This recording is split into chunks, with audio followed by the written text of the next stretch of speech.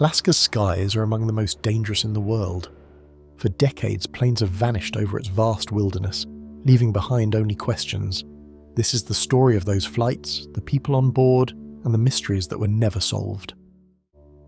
Russell Merrill disappearance. The Alaskan frontier in the 1920s was a world knit together by courage and a network of crude airstrips. In a territory of immense mountains, sprawling glaciers, and isolated communities, the airplane was not a luxury, it was a lifeline, and the men who flew them were more than just pilots. They were local legends, the messengers and suppliers who defied the impossible geography. One of these men was Russell Merrill, a former World War I aviator who had become a cornerstone of the young city of Anchorage. He was a family man, a dependable presence, known for his skill in the cockpit of his Travel Air aircraft. September 16, 1929, dawned with a mission that was for Merrill all in a day's work. He was tasked with flying from Anchorage to the Bear Creek mine near the community of Nyack. The route would take him over the unpredictable waters and shifting weather of Cook Inlet. It was a challenging flight, but for a pilot of Merrill's caliber, it was a routine trip. He climbed into his Travel Air, an amphibious aircraft equipped to land on both water and ground, and took off into the Alaskan sky. The engine noise faded into the distance, and that was the last anyone ever saw or heard from Russell Merrill. The alarm was raised when he failed to return. The community he helped build quickly mobilized. In a tragic twist of fate, another giant of Alaskan aviation, Carl Ben Eielson, immediately took to the air to lead the search. Eielson, who would himself perish in a crash just weeks later, flew thousands of miles in the first 3 days alone, scouring the vast wilderness for any sign of his friend and colleague. This massive multi-day search represented one of the largest efforts of its kind in the territory's history, a testament to Merrill's stature. For days, the search parties found nothing but endless ocean, rugged coastline, and silent forests. Then, a glimmer of hope, or perhaps closure, appeared. Searchers located a single small piece of fabric from his aircraft near the shore of Tyanek. It was a clue, but a heartbreakingly small one. The fragment was enough to confirm the worst, that Merrill had likely crashed in the Cook Inlet, but it offered no answers as to why. His body was never recovered, leaving his family and community with a void filled only with questions. The disappearance of Russell Merrill became one of Alaska's first great aviation mysteries, a foundational tragedy in a region where flying would always carry an element of risk. His story set a haunting precedent. It showed how even the most experienced pilots on seemingly routine flights could be swallowed by the immense and unforgiving landscape. Unlike other crashes where wreckage or bodies are found, Merrill's plane simply vanished, leaving behind no conclusive evidence. This created the perfect conditions for myth, forcing everyone to sit with the discomfort of an unfinished story. In the wake of the tragedy, the mythology of the missing aircraft began to take root in the Alaskan consciousness. As one aviation expert notes, myths develop precisely in these circumstances, when investigations must remain incomplete and final answers are elusive. The mystery of what happened to Russell Merrill on that September day is more than a historical footnote. It is the opening chapter in a long and enduring saga of planes that took off into the vast Alaskan sky and seemingly into thin air. His story is a stark reminder that in Alaska, the line between routine and peril is often as thin as the fabric of a wing. Ben Eielson and Earl Borland. The Arctic winter does not simply arrive, it descends, swallowing the landscape in a vast silent whiteness. By November of 1929, this deep cold had already taken hold of the north, and with it, a new kind of desperation. Off the coast of Siberia, the fur ship Nanook became trapped in the thickening ice, its crew facing a slow and frozen end. Their only hope lay in a daring aerial rescue, a mission that could only be entrusted to the most skilled pilot in the territory. That man was Carl Ben Eielson, a legend already known as the Lindbergh of the North for his pioneering long-distance flights. He was more than a pilot. He was a symbol of what was possible in Alaska's unforgiving skies. Eielson was not a man who shied away from the impossible. With his mechanic Earl Borland, he prepared for the mission at a makeshift base in Teller, Alaska. Their aircraft, a Hamilton monoplane, was state-of-the-art for its time, but it was still a fragile machine of wood, fabric and wire when measured against the Arctic elements. The plan was audacious. Fly from Alaska over the Chukchi Sea to the stranded Nanook, land on the ice nearby, and airlift the sailors to safety. It was a mission that captured the imagination of the world, a testament to the brave new era of aviation. Eielson and Borland took off on November 9, 1929, heading into the flat grey light of the Arctic day. They successfully reached the ship, but the shifting ice prevented a landing.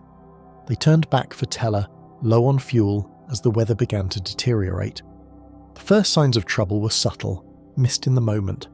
Radio communications were sparse, as was typical for the era. The expectation was that Eielson, a master of the air, would simply reappear. But as hours stretched into the evening, the silence from the sky became deafening. The two men and their Hamilton aircraft had vanished without a final distress call. The realization that Eielson was missing sent a shockwave across the continent. If a pilot of his caliber could be brought down, what hope was there for anyone? The slow burn of anxiety ignited into a full-blown international crisis, launching what would become one of the largest and most expensive search efforts the Arctic had ever seen. The search for Eielson and Borland mobilized three nations. American, Canadian, and Soviet aircraft scoured the vast, empty coastlines and frozen seas.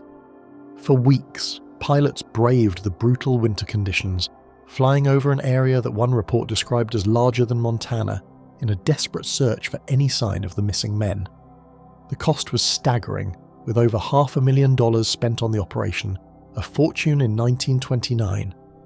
Back in Alaska, communities held their breath, waiting for news. The optimism slowly bled away as the days turned into weeks, and the Arctic winter solidified its grip, making any hope of survival seem more and more like a fantasy. The search pressed on, driven by the stature of the men lost, but the untouched white landscape yielded nothing. It wasn't until January 25th, 1930 that the mystery was finally broken. A search plane spotted the wreckage of the Hamilton aircraft on a remote snow-covered beach off the Siberian coast. The crash site told a silent, grim story. The plane had gone down, but the fate of the men was not immediately clear.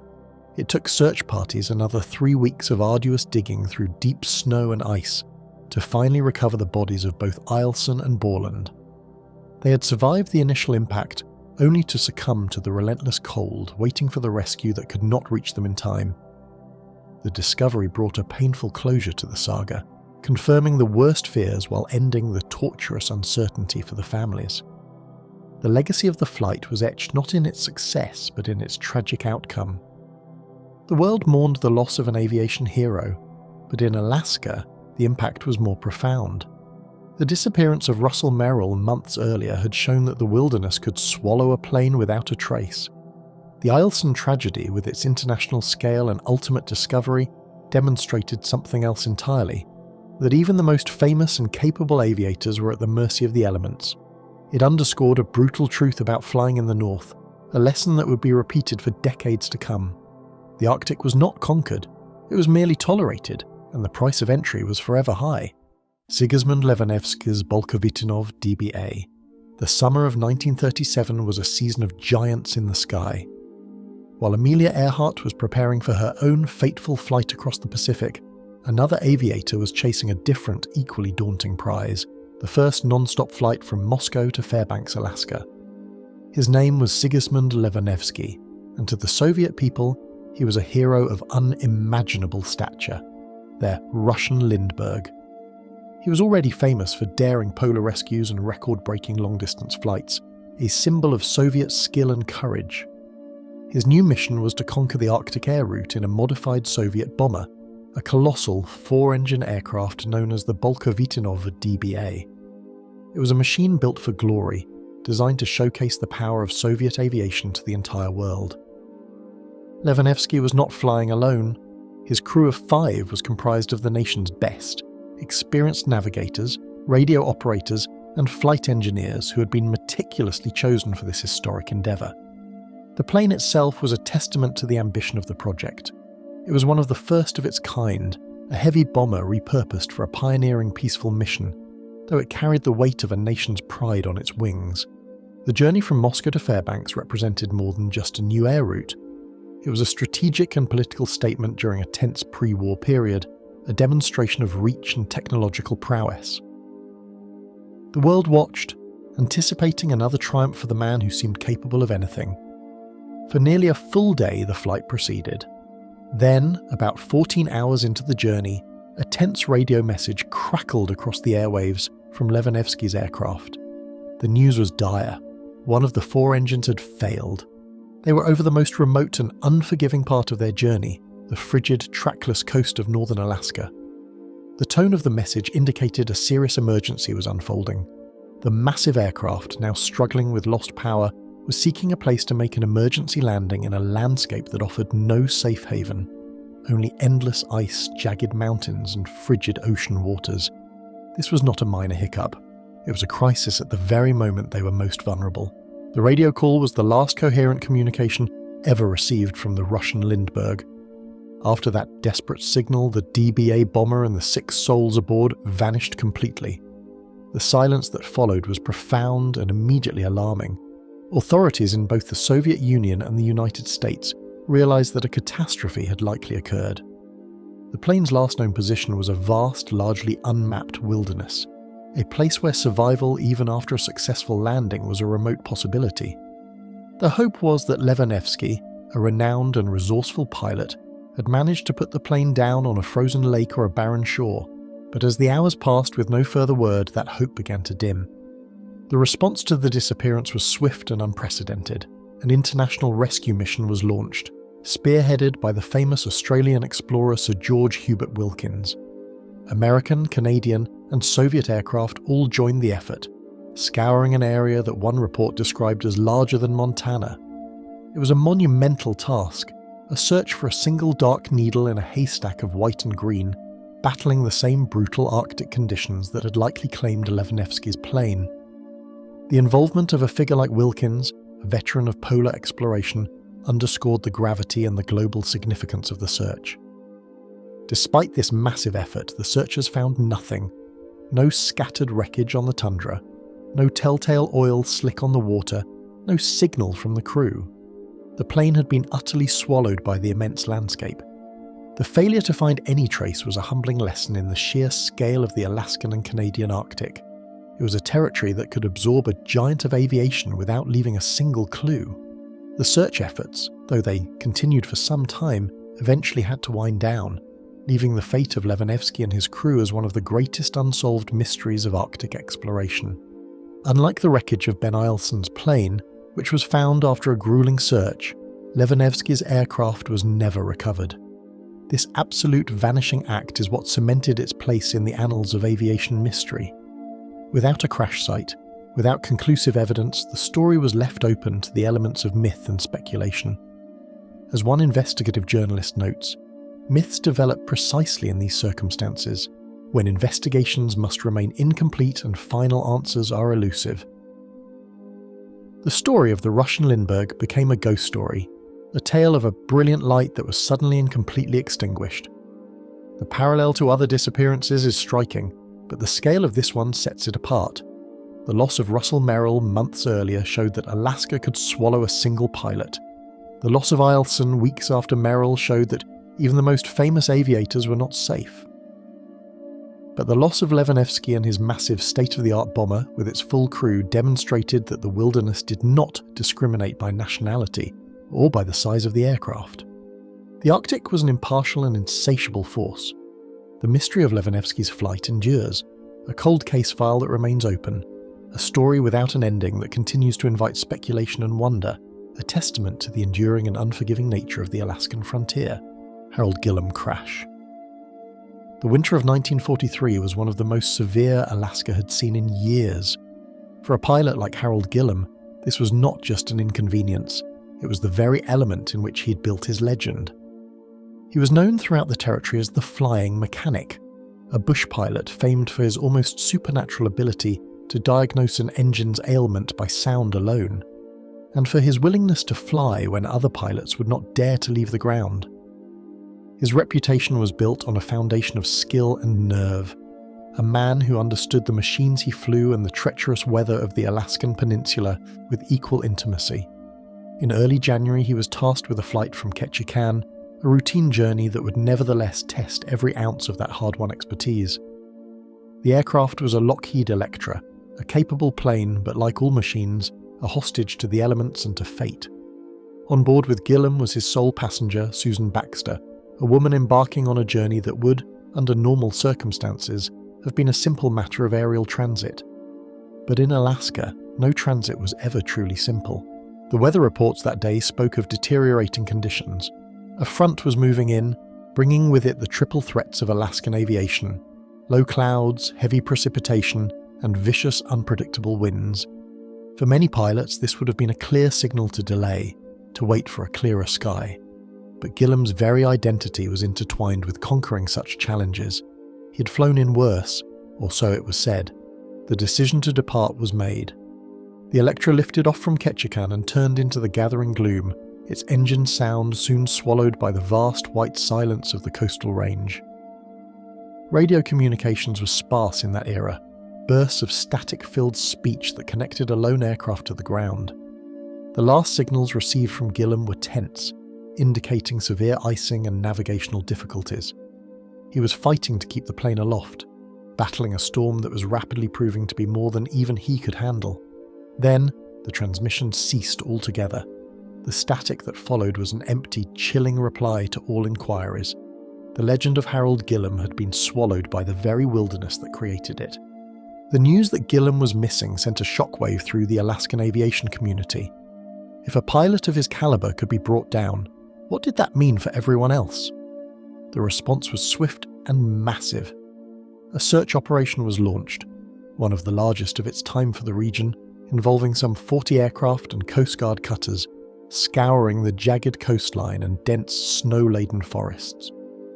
They combed an area known for its brutal terrain, where a downed plane could easily be hidden beneath the canopy or buried in a snowdrift.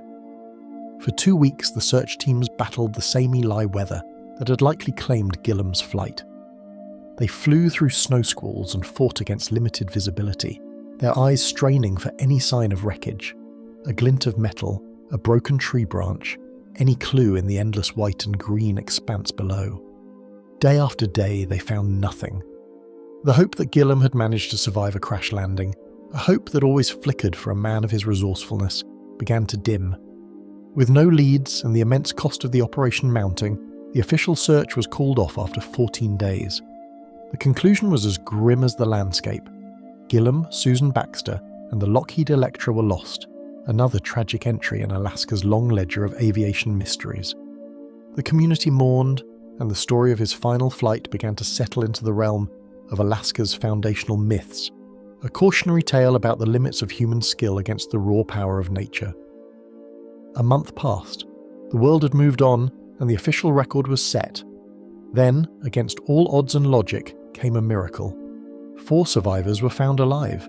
They were not Gillam or Baxter, but employees from the Civil Aeronautics Administration who had also been on the flight. In a story of almost unbelievable endurance, they had managed to survive the initial crash. For weeks they had clung to life in the heart of a frozen wilderness, their survival a testament to human tenacity. They had hiked through deep snow and brutal cold, navigating an unforgiving landscape with injuries and scant supplies, finally reaching the beach at Boca de Quadra. It was there, on that remote shoreline, that a Coast Guard patrol finally spotted them. The news was electrifying. A tragedy had been partially rewritten into a story of survival. But with this miracle came a definitive, sobering truth. The wreckage of the plane was confirmed, and with it the deaths of Harold Gillam and Susan Baxter. The man who had defied the Alaska sky so many times had ultimately been claimed by it. His body was recovered from the crash site, bringing a painful personal closure to one part of the story, even as the mystery of the flight's final moments remained. The Gillam crash became more than just another accident. It became a pivotal moment that changed the very protocols of search and rescue in Alaska. The fact that survivors could be found a full month after a crash, after the official search had been abandoned, forced a profound re-evaluation of procedures. It highlighted the critical need for persistence and the possibility of life even when all hope seemed lost. The case was dissected not just for its human drama, but for its technical lessons. investigators pored over the details, trying to understand what had gone wrong in the cockpit of an aircraft flown by one of the most experienced men in the business. The official report would have examined the weather data, the aircraft's performance, and Gillam's final decisions. It was a complex puzzle with pieces that perhaps only Gillam himself could have fully understood. His story, poised between his legendary skill and his ultimate demise, serves as a powerful and enduring symbol of the bush pilot era, a time of individual brilliance and profound risk. It underscores a central truth of Alaskan aviation, that the margin between a legend and a statistic is often vanishingly thin, dictated by a sudden downdraft, a layer of invisible ice, or a single irreversible decision made in the midst of a storm. Douglas C-54, D Skymaster. The dawn of January the 26th, 1950, broke over Elmendorf Air Force Base with the routine sounds of military preparation. The Douglas C-54D Skymaster, a robust and proven workhorse of the post-war era, was being readied for a long but standard flight. Its mission was to ferry 44 souls from the Alaskan frontier to Great Falls, Montana. On board were 36 passengers and an 8-member crew, a cross-section of America serving in a remote and challenging post. Among the passengers were military personnel, a woman and a young child, each representing a family, a story, and a life headed home or to a new assignment. The very normality of the flight was its most defining characteristic. This was not a dangerous mission into hostile territory, but a routine transport, the kind that happened every day. The aircraft itself was a symbol of reliable technology, a 4-engine giant that should have been more than a match for the journey ahead. As the Skymaster taxied and lifted into the Alaskan sky, it carried with it the unspoken confidence of the era, a belief that man and machine had begun to tame the last great wilderness. The flight's first hours proceeded without any hint of the tragedy to come. The radio communications were routine, the kind of professional chatter that fades into the background of a long mission. The last known contact from the aircraft came about 2 hours into its 8-hour flight, a final check-in from the vicinity of Snag, a remote outpost in Canada's Yukon Territory. The voice from the cockpit reported no problems, no concerns. Then the airwaves fell silent. This was not a dramatic, crackling distress call, nor a truncated message hinting at catastrophe. It was simply an absence, a void where a signal should have been. As minutes stretched into an hour past the next scheduled communication, a low-level unease began to creep into the operations rooms. The silence was the first and most profound clue, a mystery that would only deepen with time. The vast wilderness below, a sprawling expanse of frozen mountains, dense forests, and unforgiving tundra, had swallowed the massive aircraft without a trace, without a sound, leaving behind a puzzle that would defy solution for decades. The response to the silence was immediate and immense. The disappearance of a C-54 Skymaster with 44 people aboard triggered the largest joint search and rescue operation ever undertaken by the United States and Canada in that era. Military aircraft from both nations took to the skies, flying countless grid patterns over the estimated flight path. They scanned the endless white landscape for any sign of wreckage, a glint of metal, a scar on the terrain, a patch of oil smoke. On the ground, trappers, prospectors, and First Nations trackers joined the effort, scouring the most accessible parts of the brutal wilderness. The search was a monumental undertaking, a testament to the value placed on every single life on board. Yet, day after day, the search parties found nothing. The sheer scale of the search area, a territory larger than many states, worked against them. The Skymaster had vanished into a vacuum, and the emptiness it left behind was a profound shock to the systems designed to find and save people. The hope that had launched the massive operation began to curdle into a grim realization. The mission was no longer about rescue, it was about recovery, and then, ultimately, about simply understanding. As the official search was scaled down and eventually called off, the mystery of the Skymaster only grew. Without a crash site, there was no evidence to examine, no clear cause to determine.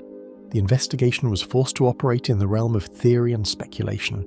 Experts analysed the weather patterns for that day, considering the possibility of a sudden catastrophic storm or severe icing that could have brought the large plane down in an instant.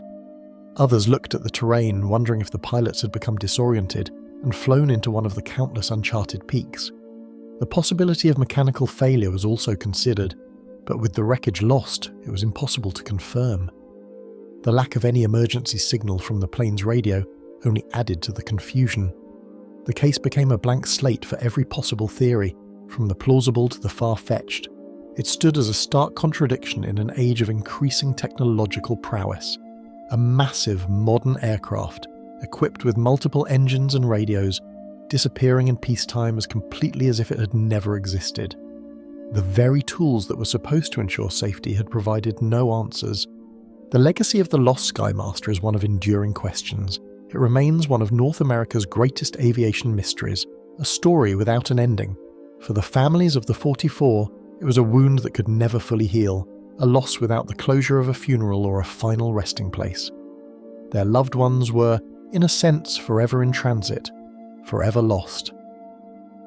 For the aviation community and search and rescue organisations, the case became a sombre lesson. It highlighted the limitations of existing technology and procedures when faced with the immense geography of the North. While it is difficult to draw a direct line, the tragedy underscored the critical need for better tracking systems and emergency locator technology for all aircraft, a push that would eventually lead to the mandatory emergency locator transmitters we have today. The Skymaster did not just vanish, it left a void that demanded to be filled with better ways to protect those who fly. Its story is a permanent entry in the ledger of Alaskan aviation, a reminder that despite all planning and all technology, the wilderness holds a power that can still, on occasion, erase all traces of human passage, leaving behind only a silent, haunting mystery. Nick Begich and Hale Boggs' Cessna 310. The political landscape of America in the fall of 1972 was a whirlwind of campaigning and controversy, and Alaska's young congressman Nick Begich was in the thick of it. Just weeks from a likely re-election, he was preparing for a campaign trip from Anchorage to the state capital, Juneau. To add significance to the journey, he was accompanied by one of the most powerful men in Washington, House Majority Leader Hale Boggs of Louisiana. Boggs was a national figure, a key architect of landmark legislation, and his presence in Alaska was a testament to Begich's growing influence. Their travel plans were a familiar part of political life, a short hop on a small plane to connect with supporters.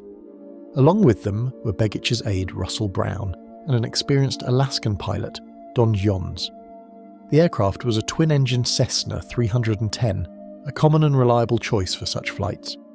The morning of October 16th was overcast, with weather reports indicating some turbulence and icing conditions, but nothing that would typically ground a flight piloted by someone of Johns' capability.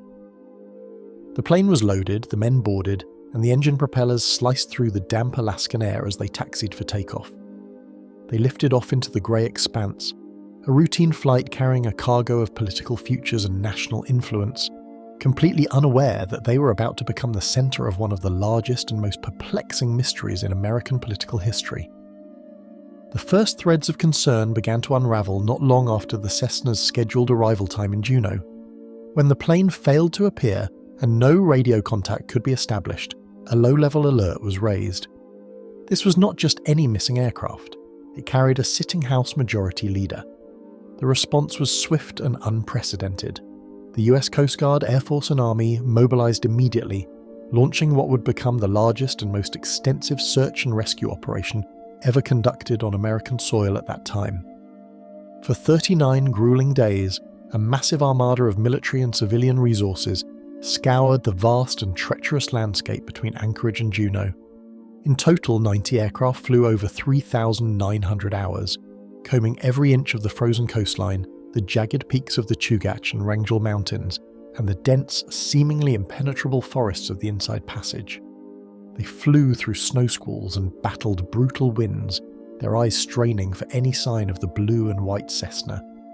Search parties on the ground, aided by local trappers and bush pilots, navigated remote valleys and riverbeds. The entire nation watched, hoping for a miracle, for a sign that the prominent politicians and their companions had survived a crash landing and were awaiting rescue. Despite the monumental effort, the search yielded nothing.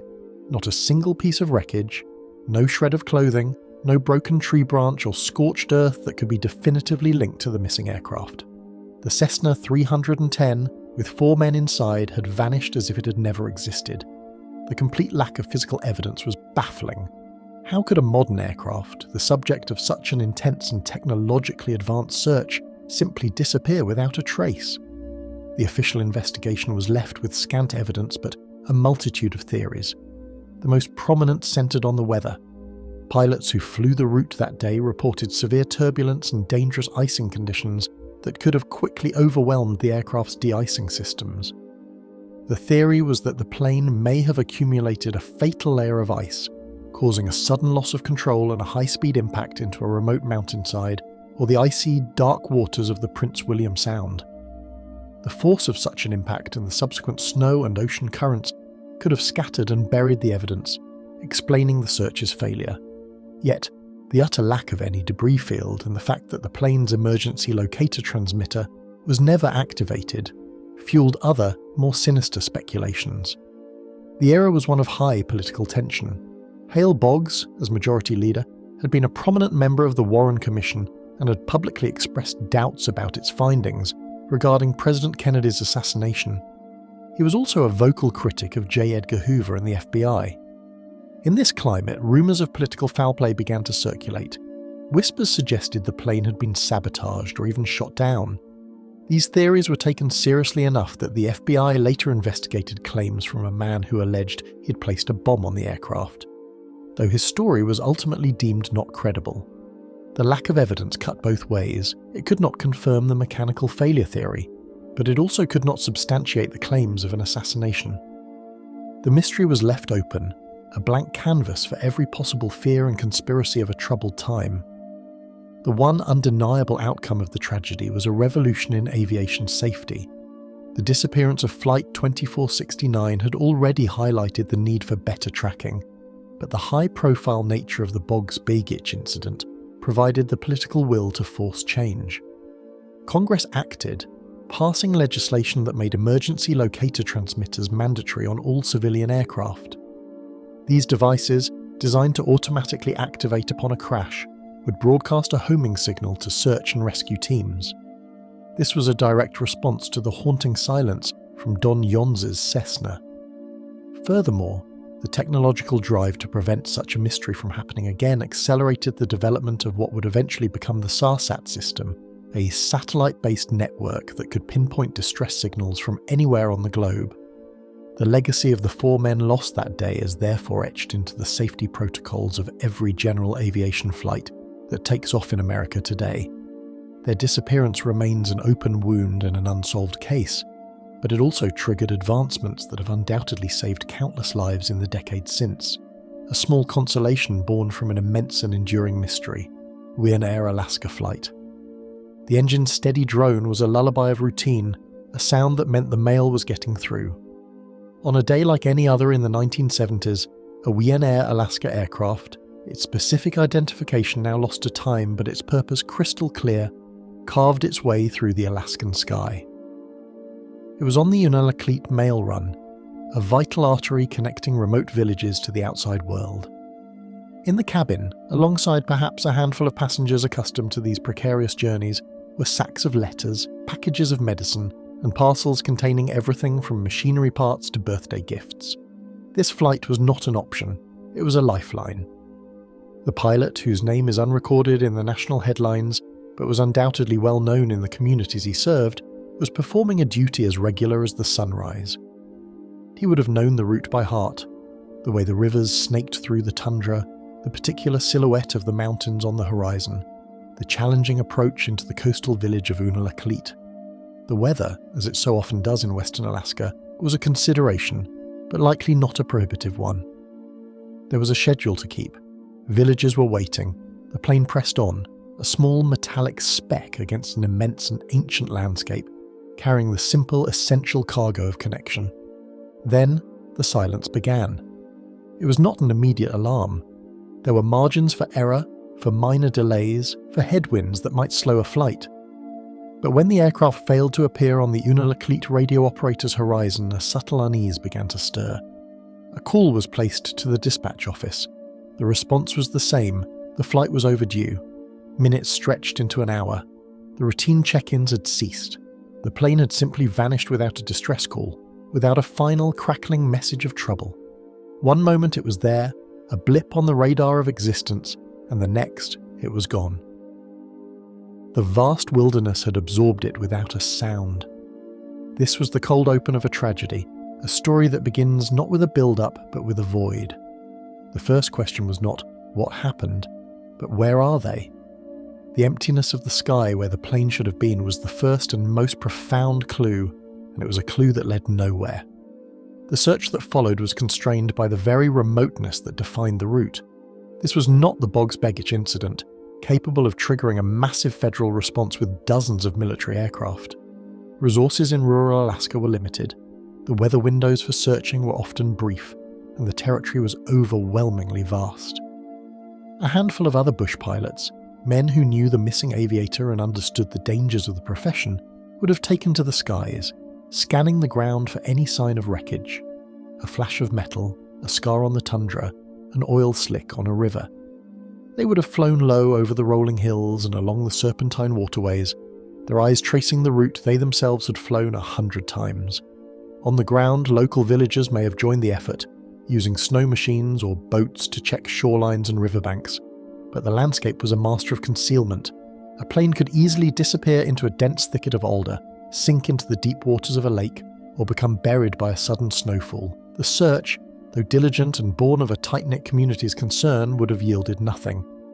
After days, or perhaps a week, the active search would be scaled down, then called off. The official record would be updated.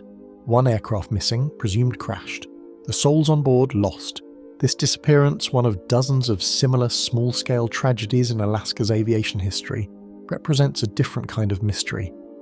It lacks the political intrigue of a lost congressman or the technological puzzle of a vanished Skymaster. Its power lies in its stark simplicity and its devastating representation of the daily risk inherent in Alaskan bush flying. The pilot was not a national hero but a local one, a man who delivered the mail. The passengers were not famous politicians but everyday people, a teacher returning to her village, a mechanic heading for a job, a mother travelling with her child to see family. Their story is a refrain in the long, sombre song of Alaskan aviation. The case file is thin, not because the event was unimportant, but because the evidence simply does not exist. The cause remains eternally speculative. A sudden, catastrophic mechanical failure that gave no time for a mayday call. An encounter with severe clear air turbulence that slammed the plane into the terrain, or the insidious trap of whiteout conditions, where the horizon vanishes and a pilot can unknowingly fly straight into the ground. The Unalakleet mail-run disappearance is a stark lesson in the limits of knowledge. It is a reminder that in Alaska the wilderness often keeps its secrets, and that some stories by the very nature of the land are destined to remain unfinished, their final pages buried under permafrost or lost in the silent deep waters of a forgotten lake. The flight never arrived, and the mystery never left. A permanent quiet absence in the community it once served. Hallo Bay to Homer flight. The promise of a glacier tour from Sitka is a promise of awe, a journey into a world of ancient blue ice and towering peaks that feels miles and centuries removed from the modern world. In the summer of 2004, a de Havilland Beaver on floats, the quintessential Alaskan bush plane, readied for such a journey. It was a workhorse aircraft, beloved for its rugged reliability and its ability to land on the remote lakes and coastal inlets that defined the landscape. On board were a pilot, a local who knew these skies and these glaciers intimately, and 4 passengers. They were likely tourists, people who had saved for this trip of a lifetime, their cameras ready to capture the stunning vistas of the Tongass National Forest and the sprawling ice fields. The morning they departed, the weather in Sitka was likely typical for the southeast Alaska coast. A ceiling of grey clouds, patches of fog clinging to the mountainsides, but with breaks of visibility that made flight possible. For the pilot, this was a routine excursion. For the passengers, it was the highlight of their Alaskan adventure, a chance to see the raw, powerful beauty of the state from a perspective few ever experience. The engine roared to life, the plane taxied across the water, and then it was airborne, climbing over the dark, forested islands and heading towards the realm of ice. The last sight of them was a speck against the vast mist-shrouded mountains, a small machine carrying 5 people into the sublime. The first indication that something was wrong was a silence where there should have been a schedule. When the de Havilland Beaver failed to return to Sitka at the appointed time, a slow, familiar dread began to settle over the flight operator's office. A radio call went out. There was no response. Another call, more urgent, only static. The plane was overdue. The routine checklist of concerns was activated. Check the weather at the intended destination, contact other pilots in the area, confirm there had been no diversion. But the answers only deepened the mystery. No one had seen or heard from the aircraft since it departed. It had vanished in the middle of a well-travelled tour route in a region dotted with other planes and boats in the 21st century. The emergency response was swift. The Coast Guard launched Jayhawk helicopters and C-130 aircraft from Air Station Sitka, their powerful search radars scanning the complex labyrinth of fjords, inlets, and glaciers. Civilian pilots, many of whom were friends or competitors of the missing pilot, joined the effort, forming an impromptu fleet of eyes scouring the wilderness. They flew low over the crevassed surfaces of the glaciers, thinking the plane may have made an emergency landing on the ice. They scanned the dark, choppy waters of the coastal passages for any sign of orange life rafts or floating debris. The search was intensive, covering thousands of square miles of some of the most rugged and visually challenging terrain on the continent. But the landscape of southeast Alaska is a master of deception. The sheer granite walls of the fjords can look identical from one pass to the next. The glaciers present a surface of broken, chaotic white that can easily conceal the dark metal of an aircraft. The water, cold and rich with sediment, can swallow evidence without a trace. Day after day, the search teams found nothing. No scattered wreckage on a beach, no oil slick spreading on a placid inlet, no signal from the emergency locator transmitter. The complete absence of evidence was as baffling as it was devastating. How could a bright, sizable aircraft on a known route simply disappear? The theories were as numerous as the islands in the Alexander Archipelago. Had the pilot, perhaps navigating between cloud layers, flown into a sudden, localized whiteout conditions and experienced spatial disorientation, unknowingly flying the plane into the water or a mountainside? Had there been a catastrophic mechanical failure, a structural issue with a wing or the tail that caused a rapid, uncontrollable descent? The de Havilland Beaver was a legendary plane, but even legends are subject to metal fatigue or a hidden flaw. The silence of the ELT suggested an impact that was instantly destructive, leaving no time for any system to activate, or a sudden immersion in water that shorted out the circuitry before it could transmit. For the families of the 4 passengers and the pilot, the lack of answers became a unique form of torture. Their loved ones were not just gone, they were erased. There was no crash site to visit, no final resting place to lay flowers, no definitive moment of closure. Their grief was suspended in the same fog that had likely shrouded the aircraft's final moments. They were left with the haunting, unanswered questions that gnaw at the soul in the dead of night. Was it quick? Did they suffer? Where are they? The case became a cold file, a brief, frustrating entry in the NTSB database noting an overdue aircraft that was never located. But for the families, it remained an open wound, a story that ended mid-sentence. The disappearance of the Sitka Glacier tour flight is a chilling reminder that in Alaska, the tourism industry, which sells packaged adventures and breathtaking scenery, operates on the very edge of a wilderness that has not surrendered its dangers. It underscores that the beauty is not separate from the peril. They are two sides of the same coin. The same glaciers that draw visitors from around the world with their majestic frozen power are also a vast, complex and unforgiving landscape that can hide its secrets forever, leaving behind only the echo of a missing engine's drone and the lingering grief of those who were left waiting on the shore. Beechcraft Bonanza, the wilderness around Wolf Lake, Alaska, holds a particular kind of silence, one that is deep and absolute, broken only by the wind in the spruce trees and the distant cry of a raven. It was from this quiet place, in the fall of 2009, that a husband and wife embarked on a journey that should have been a straightforward flight. Their aircraft was a Beechcraft Bonanza, a model often called the V-tail Doctor Killer in aviation lore for its sleek design and demanding performance characteristics, though this particular model may have had the conventional tail. They were flying from their home near Palmer, Alaska, to Whitehorse in Canada's Yukon Territory, a cross-border trip that many Alaskan pilots make, a routine transit over some of the most rugged and sparsely populated land on the continent. The couple was likely familiar with the route. They were probably heading to Whitehorse for supplies, or to visit friends, or to connect to a larger world beyond the bush. The Bonanza was fueled, the flight plan may have been filed, and the autumn sky, while always carrying the threat of change, was likely clear enough to promise a safe passage. The engine started, a familiar sound that echoed across the lake, and the plane lifted off, climbing over the talon-like peaks of the Chugach Mountains and turning eastward, its destination a simple line on a map. It was the last time anyone would see them.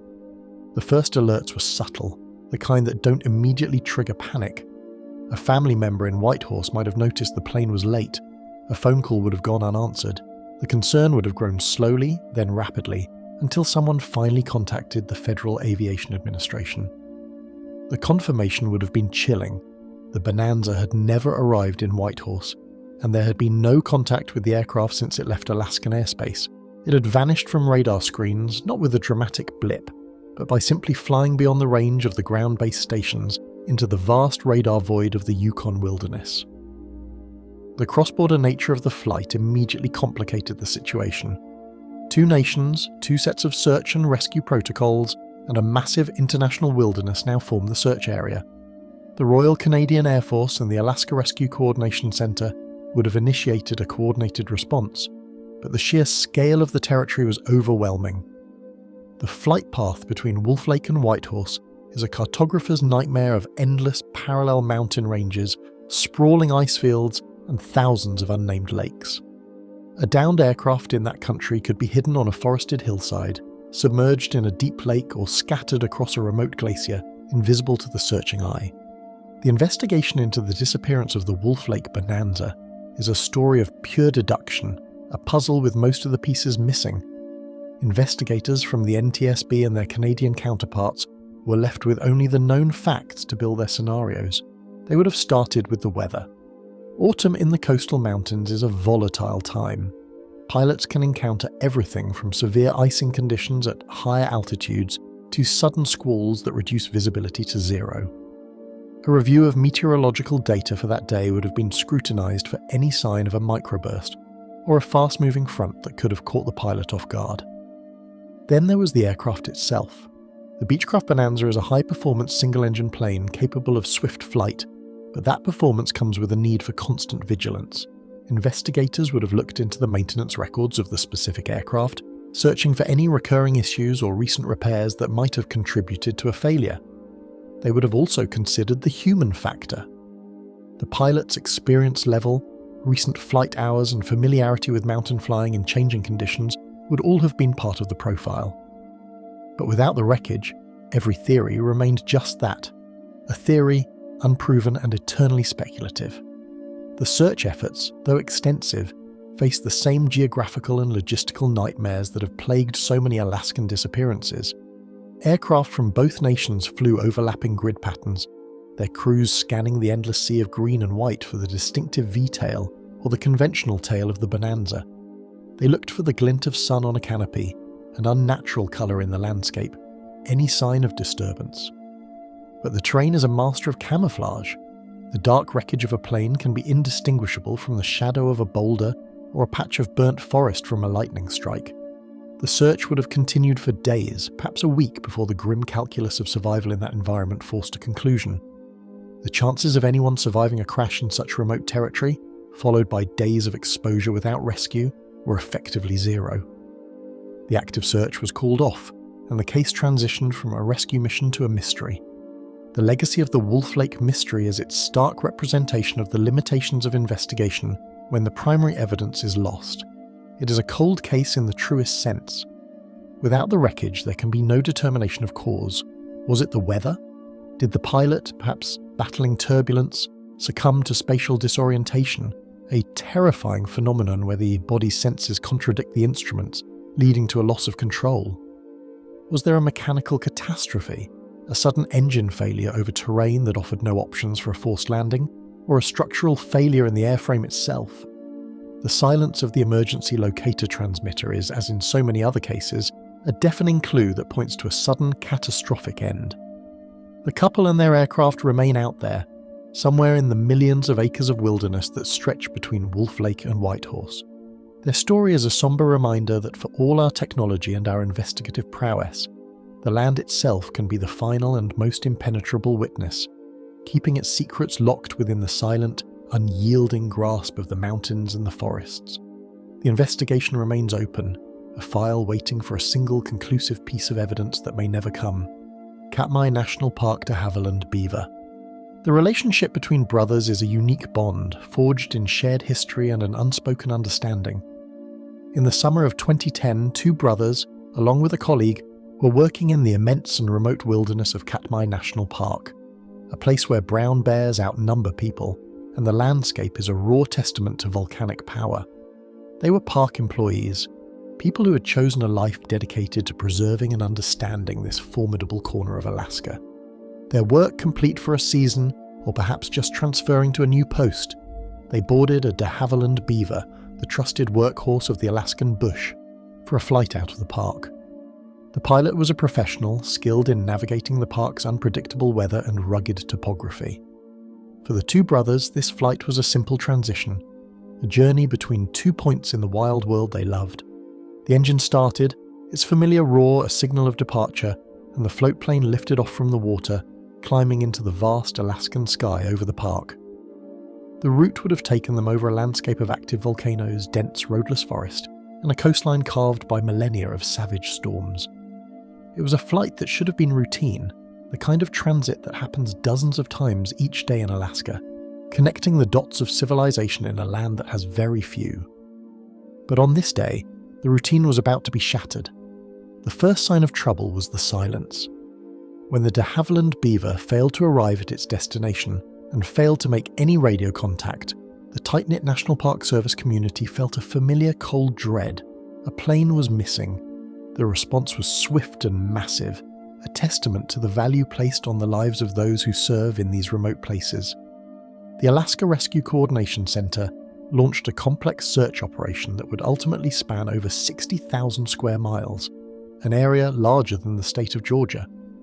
A dozen aircraft, including Coast Guard Jayhawks and Air National Guard Hercules, joined by civilian pilots from nearby communities, began the painstaking process of scanning the terrain. They flew over the ash-strewn slopes of Mount Katmai and Novarupta, across the vast, bare-dotted meadows of the Valley of 10,000 Smokes, and along the jagged remote coastline of Shelikof Strait.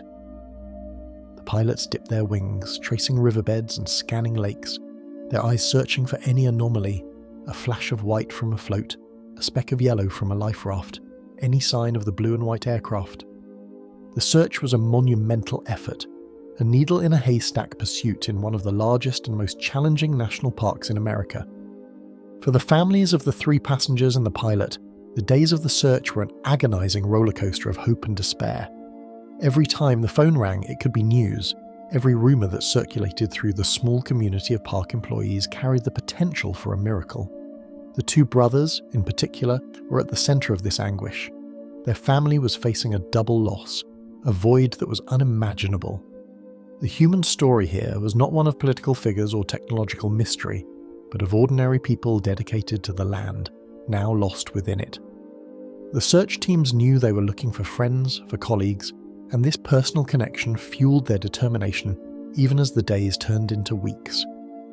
They battled the park's notorious weather, fog that could blanket the coast for days, and sudden storms that could roll in from the Bering Sea without warning. The landscape itself seemed to resist their efforts, hiding its secrets behind a veil of dense forest and complex geography. Then, after 5 long weeks, a breakthrough, though not the one anyone had prayed for.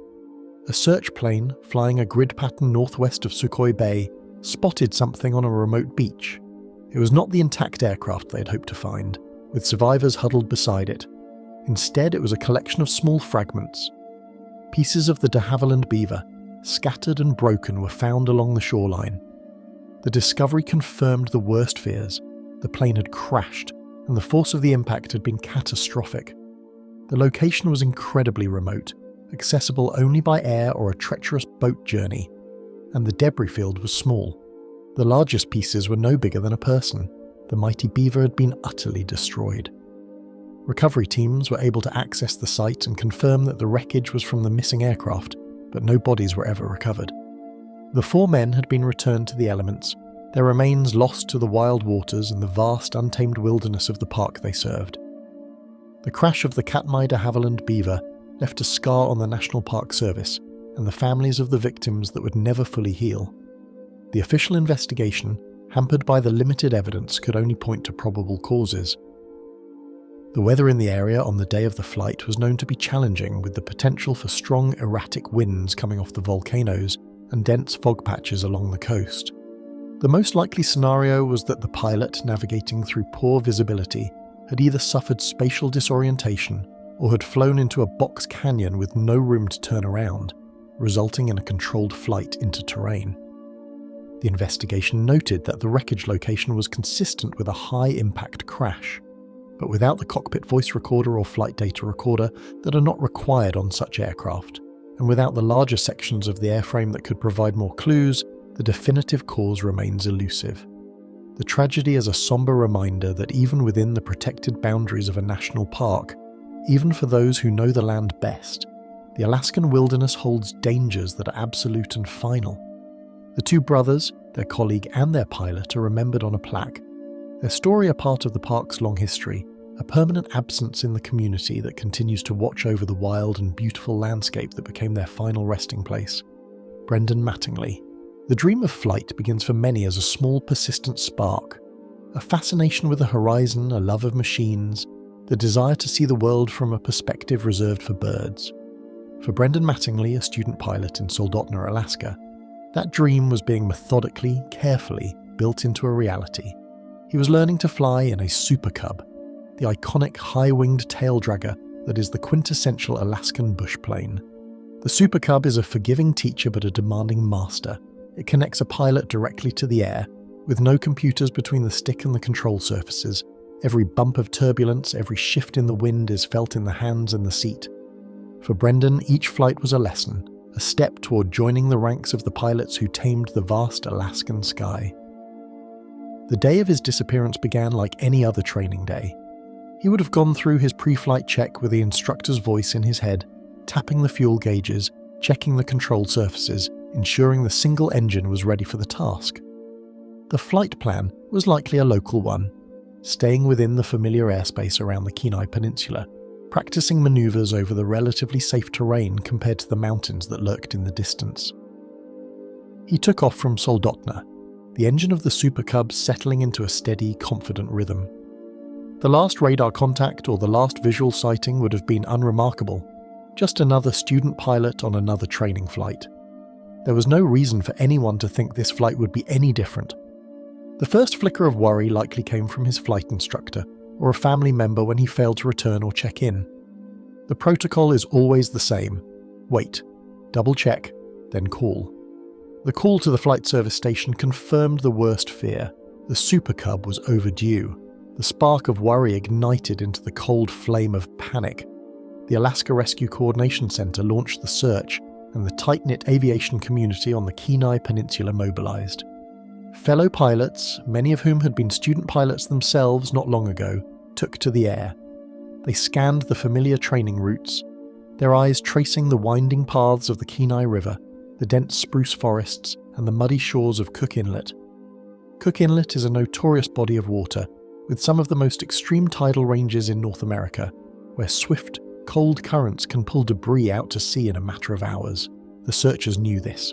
They flew over the water, hoping to see the bright yellow or orange of a life jacket, or the distinctive shape of a Super Cub's wing floating in the grey water. They searched the forests, looking for a broken treetop, a scar in the canopy, any sign of a forced landing. But the landscape offered nothing. The Super Cub and Brendan Mattingley had vanished. For his family and friends, the days following the disappearance were a torturous limbo. The not knowing is a unique form of agony. The mind cycles through every possible scenario, from the hopeful to the horrific. Was he alive on a remote beach, injured but waiting for rescue? Had he managed to land the plane on a sandbar and was now stranded? The hope was a fragile thing, but it was all they had. As the official search effort continued for days with no result, that hope began to fray. The massive coordinated search, involving Coast Guard helicopters and countless civilian aircraft, was eventually scaled back. the active mission to find a survivor transitioned into a somber, passive watch for wreckage. Brendan's family was left with a void, a young life full of promise that had simply been erased from the world without explanation. His story became a painful local memory, a cautionary tale told in hangars about the dangers of Cook Inlet, even on a routine flight.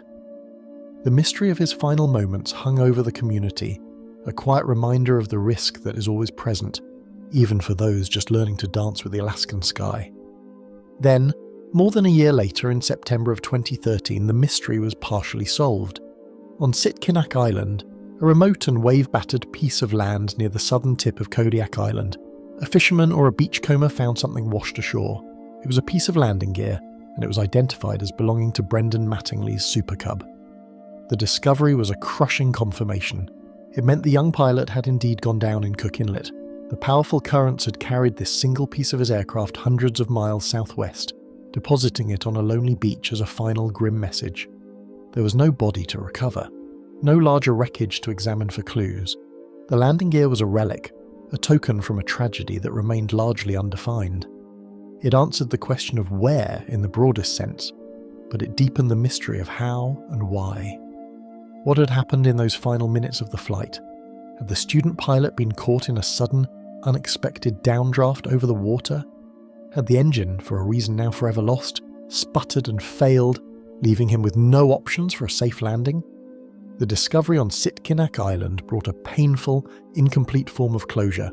It allowed the family to stop hoping for a miracle and to begin the difficult process of mourning a life lost too soon.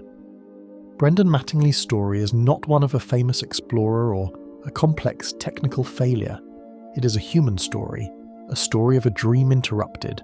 It highlights the vulnerability of a student pilot, even in a capable aircraft, when faced with the mercurial and often brutal conditions of Alaska. His name is remembered not for a dramatic disappearance, but for the quiet, personal tragedy it represented.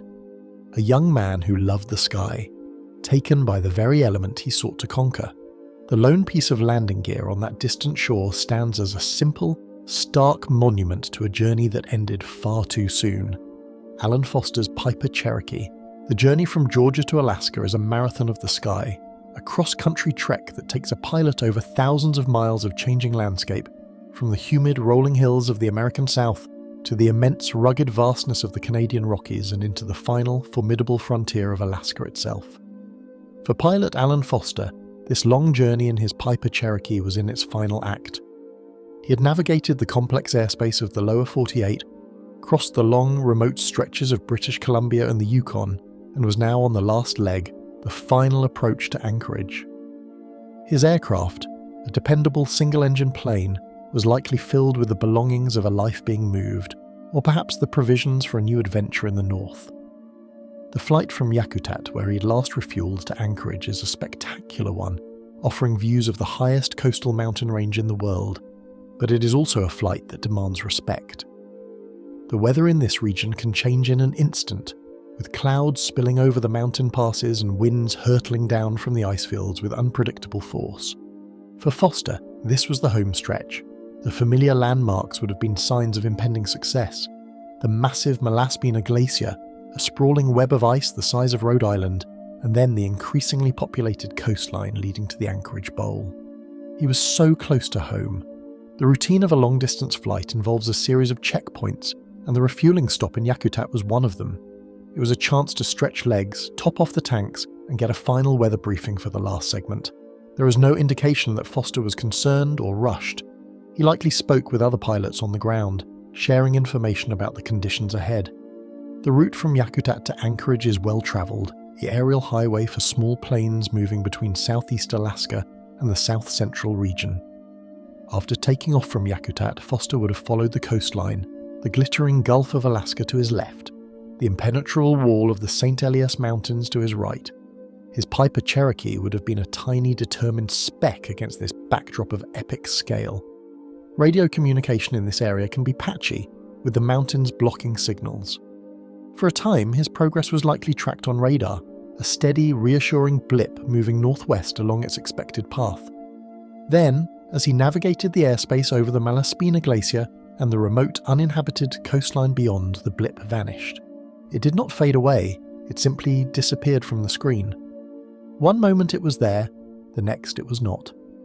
The last known position was somewhere near the glacier, a place of profound isolation and beauty, but also of immense danger. The silence that followed was the first sign of trouble. When Foster failed to appear in the Anchorage air traffic control sector and did not respond to repeated radio calls, the alarm was raised. The Alaska Rescue Coordination Center was notified, and the machinery of search and rescue swung into action. The first assumption in such cases is often an electrical failure, a problem with the plane's transponder and radios, but not necessarily with the aircraft itself. The hope was that Foster was still flying, limping toward Anchorage in silence, or that he had made a precautionary landing on a beach or a gravel bar and would soon be found. Search aircraft were launched, focusing on the last known radar position and the direct route to Anchorage. They flew over the complex terrain of the Malaspina Glacier, a chaotic jumble of ice that can easily conceal wreckage in its crevasses and moraines. They scanned the coastline, looking for any sign of a downed aircraft or a signal fire. The search area was vast, encompassing millions of acres of some of the most challenging wilderness in North America. As the hours turned into days, the initial hope for a simple electrical failure began to dim. The Piper Cherokee did not have the fuel to stay aloft for this long. The reality of a crash became the only plausible explanation. The investigation into Alan Foster's disappearance would have begun with the known facts. The weather data for that day was reanalyzed, looking for any sign of a sudden squall, severe turbulence or icing conditions that could have brought down the aircraft. The Malaspina Glacier region is known for its capricious weather, with winds funneling through the mountains, creating powerful downdrafts and rotor turbulence that can overwhelm a small plane. Another possibility was spatial disorientation. Flying over the glacier on a cloudy day can create a phenomenon known as whiteout, where the sky and the ice blend into a uniform, featureless white void, causing a pilot to lose all sense of horizon and depth perception. Without reliable instrument skills, a pilot can unknowingly fly the plane directly into the ice. The investigation would have also considered the human factor, the fatigue of a long, multi-day cross-country flight.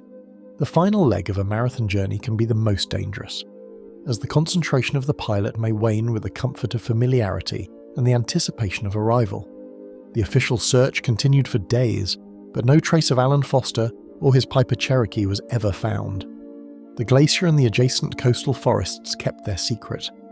The case was eventually suspended, another open file in the long records of Alaska's missing aircraft. The story of Alan Foster's disappearance is a particularly poignant one because of its almost home nature. He had completed the vast majority of a difficult and demanding journey. He had navigated thousands of miles of airspace only to vanish on the final approach. His story serves as a stark reminder to all pilots that, in Alaska, no leg of a flight, no matter how routine or how close to the destination, can be taken for granted. The environment does not care about your journey's length or your proximity to safety. The dangers, the weather, the terrain, the isolation are constant and impartial. The Malaspina Glacier, a silent, flowing river of ice, continues its slow march to the sea, holding within its frozen grasp the answer to a mystery that began with the simple desire to reach home. Unidentified 1980s disappearance. The Arctic winter is not merely a season in northern Alaska, it is a profound and elemental force that redefines existence. By the 1980s, the rhythms of life in the North Slope communities were still dictated by this force, and the bush pilots who served them were a special breed, operating in an environment where a minor mechanical issue or a sudden weather change could become a death sentence. This chapter is not about a single, well-documented case, but about the archetype of a disappearance, a story that represents dozens of unnamed aviation pioneers who flew into the endless white and never returned. Our story begins in the deep cold of a winter morning, likely in the heart of the dark period when the sun barely crests the horizon. A pilot known and relied upon by the people of a small village like Barrow, now Utqiagvik, or Dead Horse, prepares his aircraft. It is a Cessna 185, a Super Cub, or a similar sturdy workhorse, its engine block heated by a Herman Nelson heater to prevent the oil from congealing into a solid mass. His mission is critical: to deliver mail, medical supplies, or a mechanic to a remote drilling site. He's the lifeline, the connection to the outside world. On this day, he takes off into the flat grey light, the engine noise quickly absorbed by the immense silence of the tundra. The flight is supposed to be short, a hop to another village or a work site. Then, the radio falls silent. He misses his first check-in. The unease in the flight service station is immediate. In the Arctic, there is no margin for error, no room for casual delays. The immediate aftermath of such a disappearance is a race against time, cold and darkness.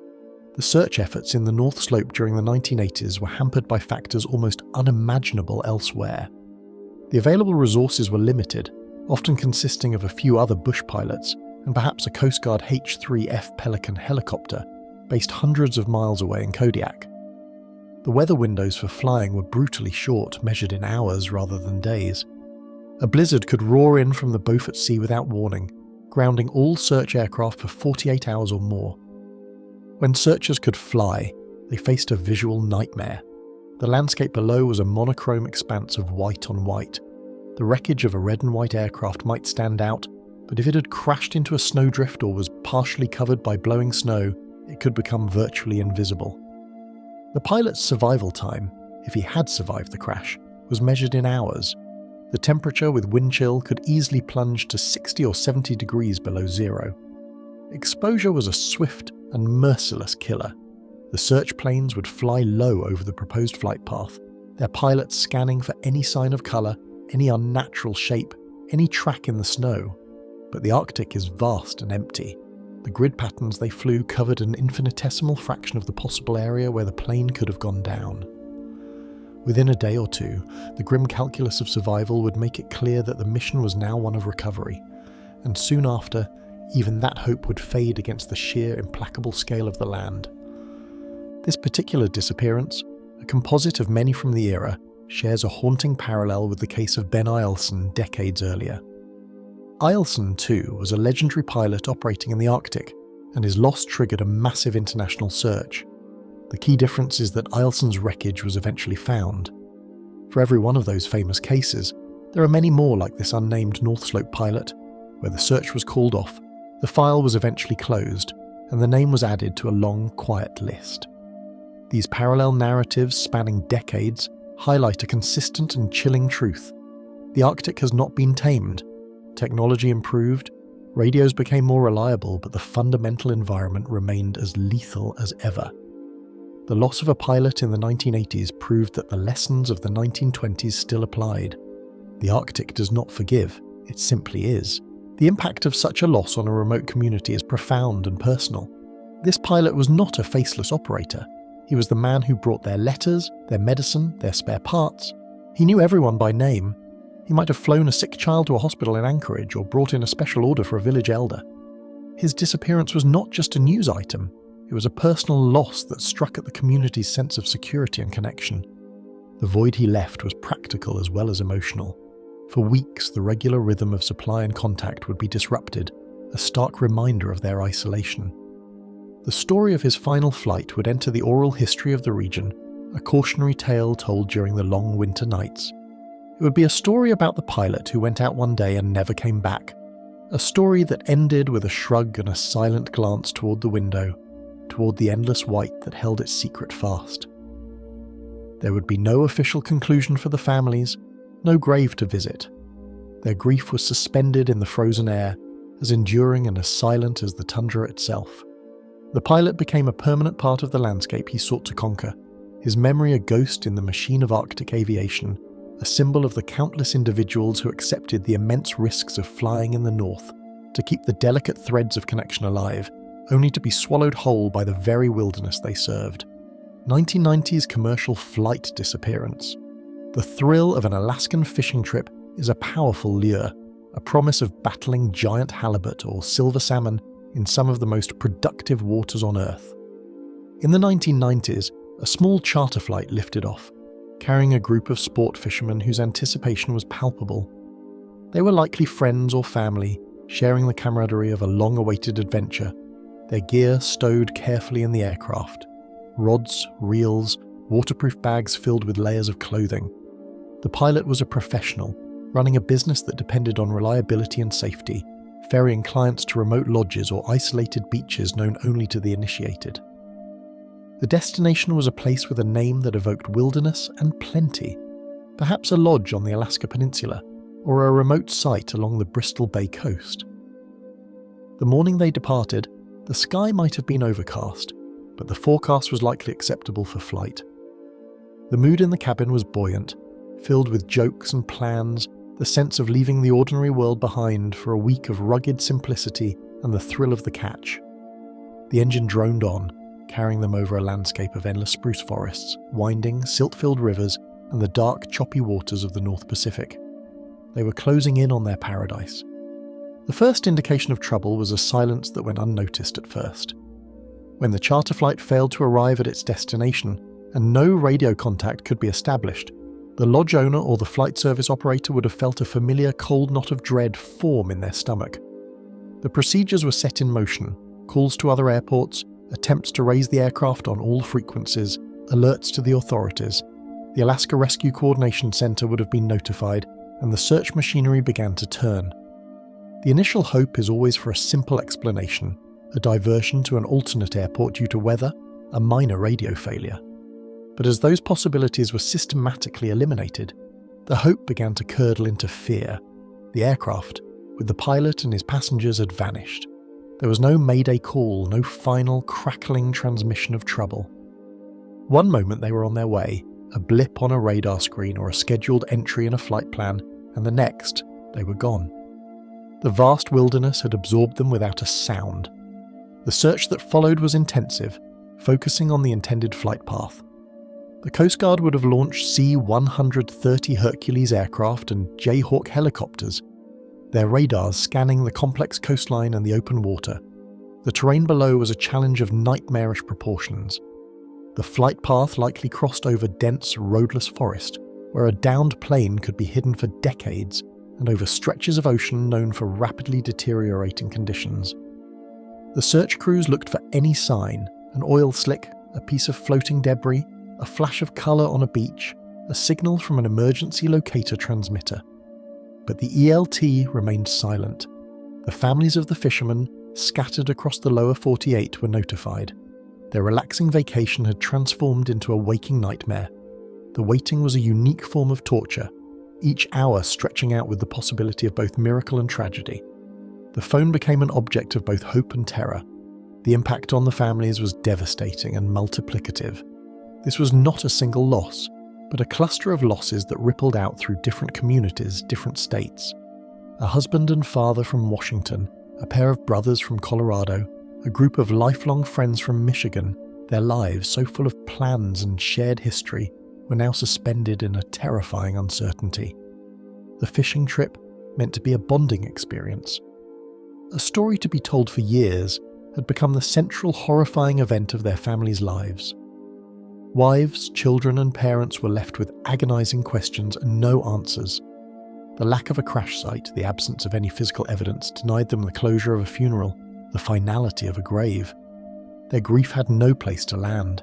It remained adrift, like the aircraft itself, lost in the immense, silent landscape of Alaska.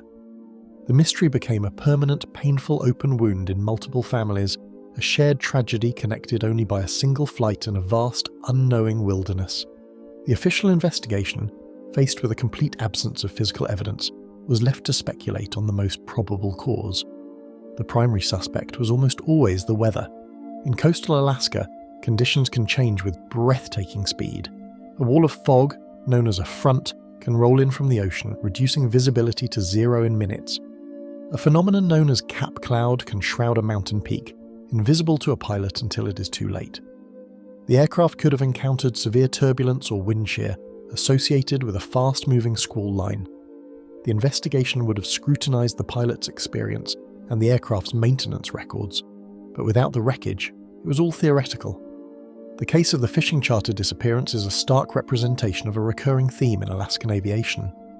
It underscores the vulnerability of small aircraft to the mercurial coastal weather and the profound impact a single unexplained event can have on dozens of lives far away. The families were left with only the memory of their loved ones' excitement for the trip, a memory that would forever be tinged with the haunting image of a small plane flying into a grey sky and simply disappearing, leaving behind a silence as deep and as cold as the Alaskan sea. Aleutian Chain Disappearance. The Aleutian Chain is a string of volcanic pearls cast across a tempestuous sea, a place where the Earth's raw power is on constant display.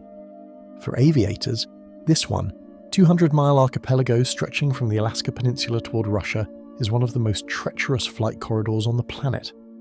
The weather here is not merely bad, it is a volatile, living entity. Dense fog can materialize in minutes, Williwaw winds can scream down mountain passes at hurricane force, and storms born in the North Pacific can unleash their fury with little warning. This chapter weaves together the parallel narratives of multiple flights that have vanished in this realm of rock, water, and ice. Stories separated by decades, but bound by the same elemental forces. One such story begins in the years following World War II.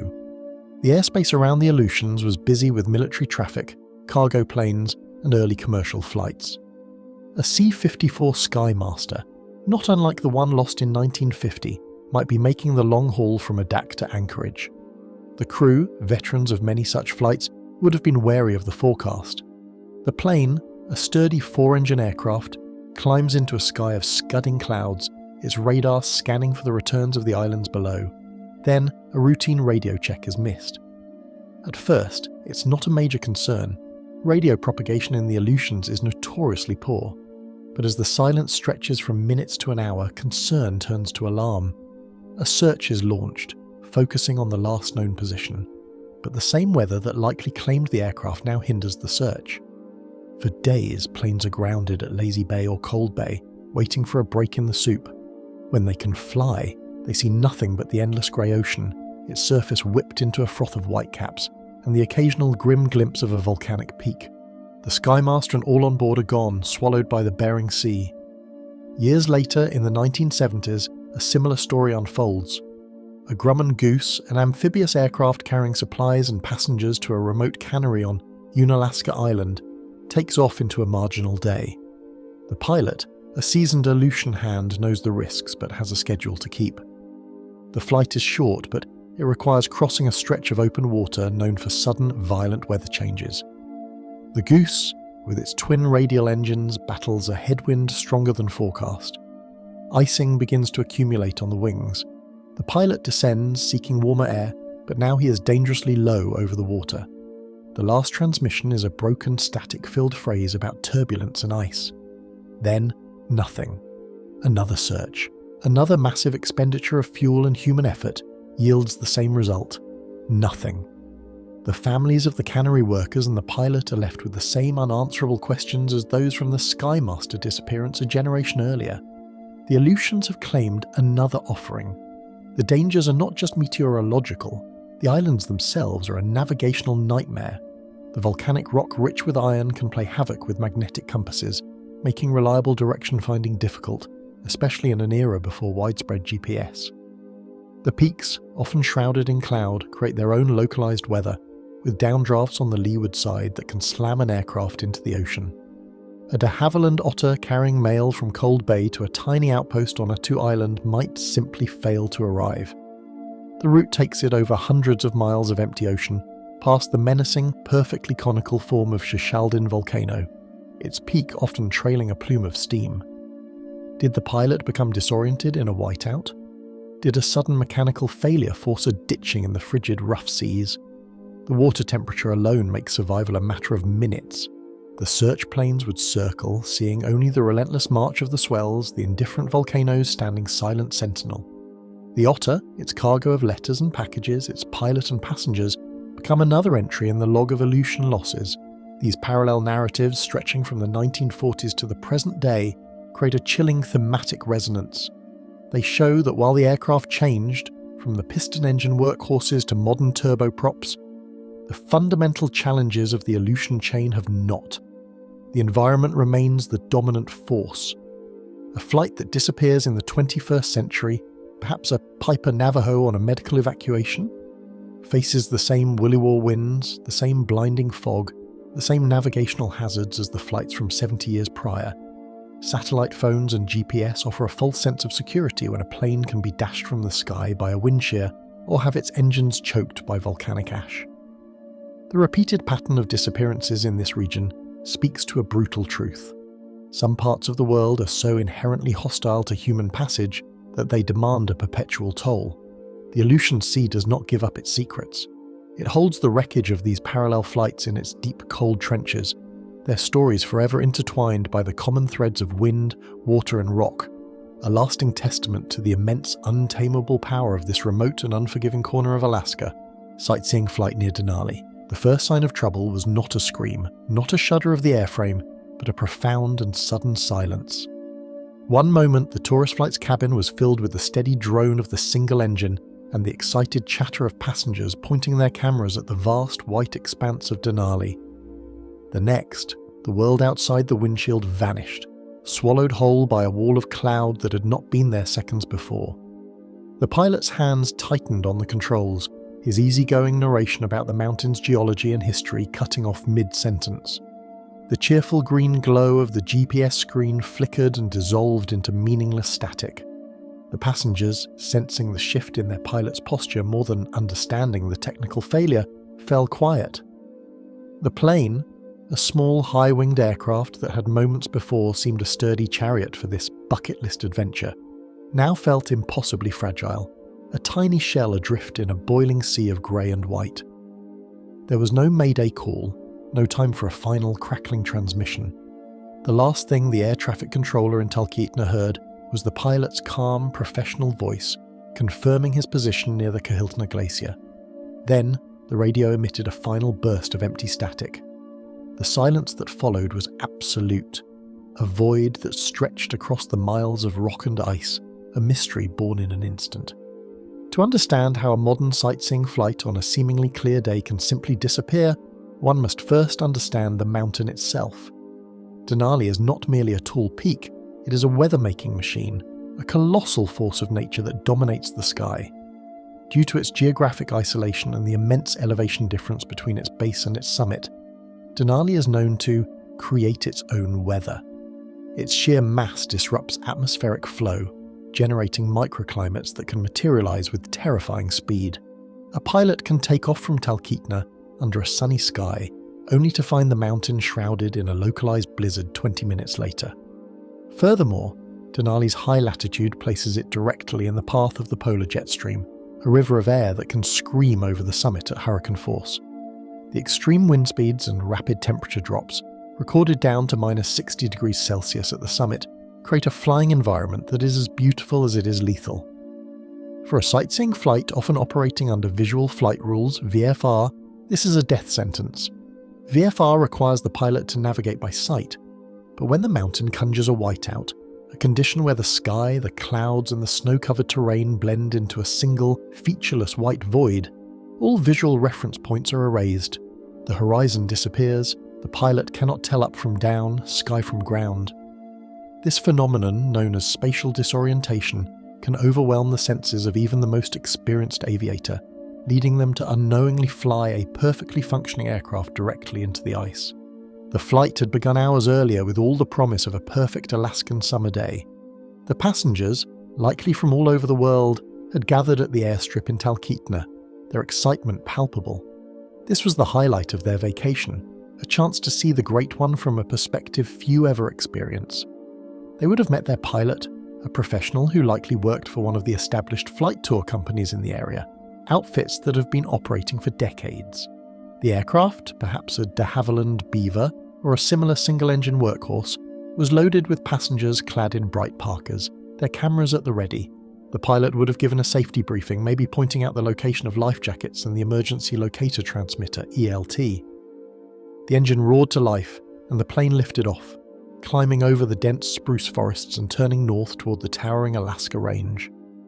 For the first part of the flight, the experience would have been everything they had dreamed.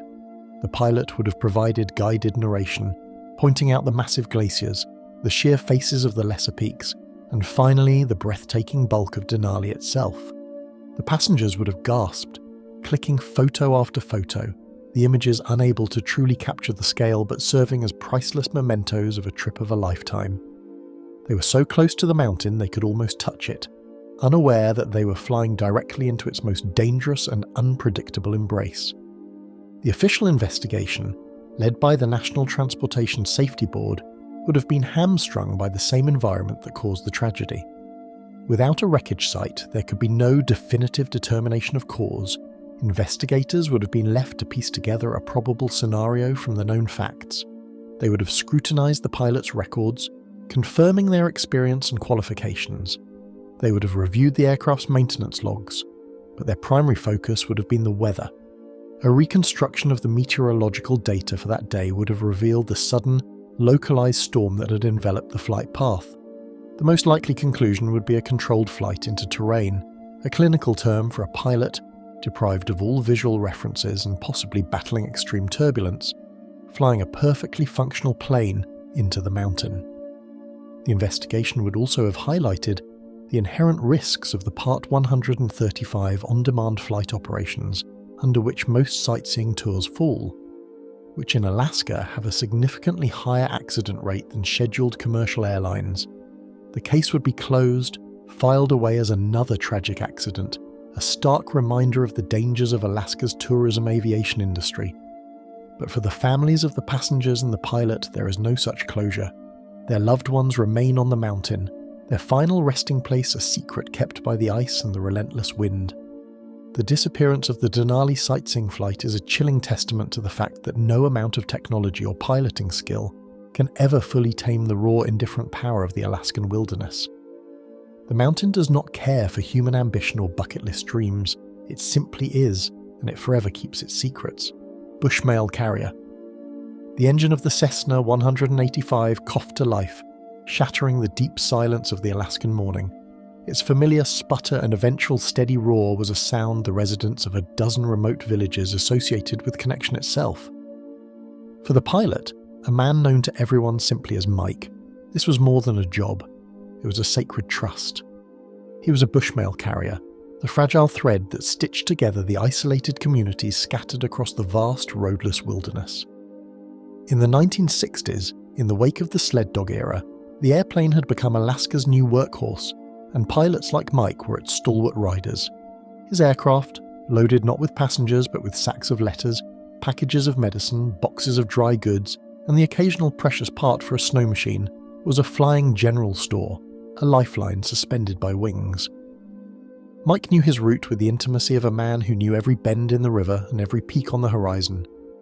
He had honed his operation around a specialized area of expertise, much like the family-run carriers that had served the territory for generations. His first stop would be a small village on the lower Yukon, a place he had been flying to for a decade. The people there weren't just names on a manifest, they were friends. He had flown in the antibiotics for the schoolteacher's infection, he had delivered the birthday presents from grandparents in Anchorage, and he had carried the official letters that brought both good news and bad. In his cargo hold was a package for an elder in the next village, containing a new pair of insulated boots she had ordered from a catalogue, a modern luxury made possible only by his routine journey. The weather briefing that morning spoke of a front moving in later in the day, but it was nothing he hadn't handled before. He checked the ties on the mail sacks, patted the fuselage of his trusted plane, and climbed into the cockpit. With a final wave to the ground crew, he turned the aircraft into the wind and lifted off, the sound of the engine fading into the immense blue sky, leaving behind only the promise of his return. The first hour of the flight was uneventful. Mike followed the serpentine path of a frozen river, a dark ribbon against the blinding white of the tundra. He checked in with flight service, his voice calm and professional. Below, the landscape was breathtaking in its scale and emptiness, a beauty that was inseparable from its peril. He had flown this route hundreds of times, but he never took it for granted. He knew the stories of the pioneers, of the dog sled carriers who had braved temperatures so cold that exposed skin would freeze in minutes, their teams battling through whiteout conditions to ensure the mail got through. His airplane was faster and more modern, but the fundamental mission was the same: to connect, to sustain, to deliver. He thought of the communities ahead, where the weekly mail plane was an event, a gathering point where the entire village would often congregate, hoping for word from the outside world, for a letter from a son in the military, or a package containing vital supplies. He was their courier, their connection to the rest of humanity, and he felt the weight of that responsibility with every mile. The first subtle sign of change was a gradual thickening of the haze on the horizon. The clear blue sky began to take on a milky, indistinct quality. Mike glanced at his instruments, then back at the world outside. The weather was moving in faster than forecast. He adjusted his course slightly, seeking a lower altitude where the visibility was still manageable. The winds, which had been calm, began to buffet the small plane, causing it to shudder and dip. He tightened his grip on the controls, his concentration narrowing to the task of keeping the aircraft level and on course. Ice, the eternal enemy of the Alaskan aviator, began to form on the leading edges of the wings, a thin, almost invisible layer that stole lift and added dangerous weight. He activated the de-icing systems, listening for the reassuring crackle as the boots expanded and contracted, breaking the ice loose. But the conditions were deteriorating too rapidly. The outside world vanished, replaced by a uniform, featureless grey. He was flying in a cloud, a white void that erased the horizon and made it impossible to tell sky from ground. His instruments became his only reality. Back in the dispatch office, a subtle unease began to grow. Mike had missed his first scheduled radio check. The operator tried to raise him, his calls met with nothing but static. At first, it was attributed to the poor radio propagation that was common in the region, a temporary glitch.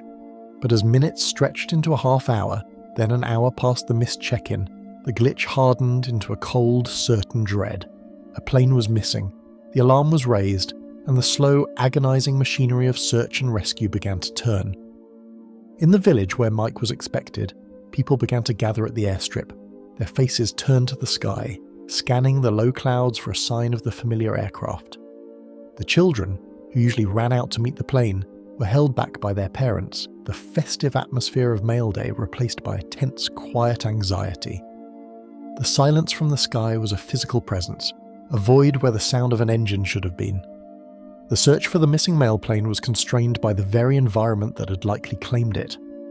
This was not a high-profile disappearance that would trigger a massive federal response with dozens of military aircraft. Resources in rural Alaska were limited. The weather windows for searching were brief, and the territory was overwhelmingly vast. A handful of other bush pilots, men who knew Mike and understood the dangers of their shared profession, took to the skies. They were his friends, his competitors, his brothers in the air. They flew low over his intended route, their eyes straining to see any sign of wreckage. A flash of colour against the snow, a scar on the tundra, an oil slick on a river. They battled the same vicious weather, knowing that each passing hour diminished the chance of finding anyone alive. On the ground, local villagers joined the effort, using snow machines to check along riverbanks and shorelines. But the landscape was a master of concealment. A plane could easily disappear into a dense thicket of alder, sink into the deep waters of a lake, or become buried by a sudden snowfall. The search, though born of a tight-knit community's desperate concern, yielded nothing. In the days and weeks that followed, the impact of the loss rippled through the isolated communities Mike had served. The void he left was both practical and profound. The regular rhythm of supply and contact was disrupted. A village waited for medicine that never arrived. A family waited for a letter that was now lost forever. The elder never received her new boots. The pilot was not a faceless operator. He was the man who knew everyone by name, who asked about their families, who went the extra mile to ensure a package was delivered safely. His disappearance was a personal loss that struck at the community's very sense of security and connection to the world. The story of his final flight entered the oral history of the region, a cautionary tale told during the long winter nights. It was a story that ended not with answers, but with a silent glance toward the window, toward the endless wilderness that kept its secrets fast. There would be no official conclusion for his family, no grave to visit. Their grief, and the grief of the communities, was as enduring as the landscape, a permanent, quiet absence where a lifeline used to be. The mail must go through, but on that day, and for all the days that followed in that community, it did not. The Bristol Bay Trader. In Alaska, the dark of night is a different kind of dark. It's not just an absence of light, it's a presence, something vast and heavy that swallows mountains and horizons whole. For a pilot flying a lonely route, the instrument panel becomes the only reality, a tiny island of light in an ocean of black. It was into this kind of night that a solitary cargo plane, known unofficially as the Bristol Bay Trader, departed on a routine run. Its mission was simple: to carry essential supplies, mail, machinery parts, and fresh food to a remote village. The pilot was experienced, the aircraft was serviced, and the flight plan was filed. But somewhere between one radar blip and the next, the island of light was extinguished. The Bristol Bay Trader, its pilot, and its cargo vanished without a single distress call. To understand the weight of this loss, you have to understand what a plane like this meant to the remote communities of Western Alaska. This was not a flight for tourists or adventurers, it was a lifeline. In the 1970s and 80s, before reliable road systems or affordable satellite communication, bush pilots were the state's circulatory system.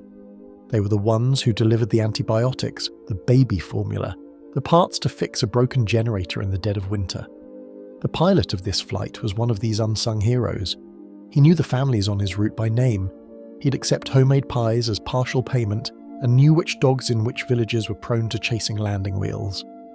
He was a practical man, trusted, a fixture. His flight was so regular that people set their clocks by the distant drone of his engine. On the day he disappeared, those clocks stopped ticking. His route took him over some of the most unforgiving terrain in North America. This is the heart of what some call the Alaskan Triangle, a vast region between Anchorage, Juneau, and Utqiagvik, known for its sparse population and rugged wilderness. Below his wings lay a landscape of jagged peaks, sprawling glaciers, and dense roadless forests. The weather here is a fickle beast, capable of changing from clear skies to a blinding whiteout in a matter of minutes. Pilots flying these routes developed a sixth sense for the weather, reading the clouds and the wind like a map. The flight was a calculated risk, a dance with the elements that was performed dozens of times a day by dozens of pilots. It was a routine built on skill, courage, and a deep respect for the power of the land. But on this night, the routine was broken. When the plane failed to check in, a low hum of concern began at the flight operator's base. Maybe the radio was on the fritz, it happened. But as minutes stretched into an hour, concern solidified into alarm. The company tried to raise the pilot. The airport at the destination reported no contact. A call was placed to the Alaska State Troopers. The official search and rescue operation was activated, but it was hampered from the start. The very darkness that had swallowed the plane now hindered its rescuers. Search aircraft were grounded, waiting for first light. While on the ground, personnel could only stare into the impenetrable night, hoping for a flare that would never come. At dawn, a small fleet of spotter planes took to the air. They flew the designated flight path, their crew's eyes straining against the glare of snow and ice. They scanned for any sign of wreckage, a flash of metal, a patch of scorched trees, a signal from an emergency locator transmitter, ELT. They expanded the search grid, flying low over treacherous canyons and circling isolated lakes. Meanwhile, on the ground, the community began its own vigil.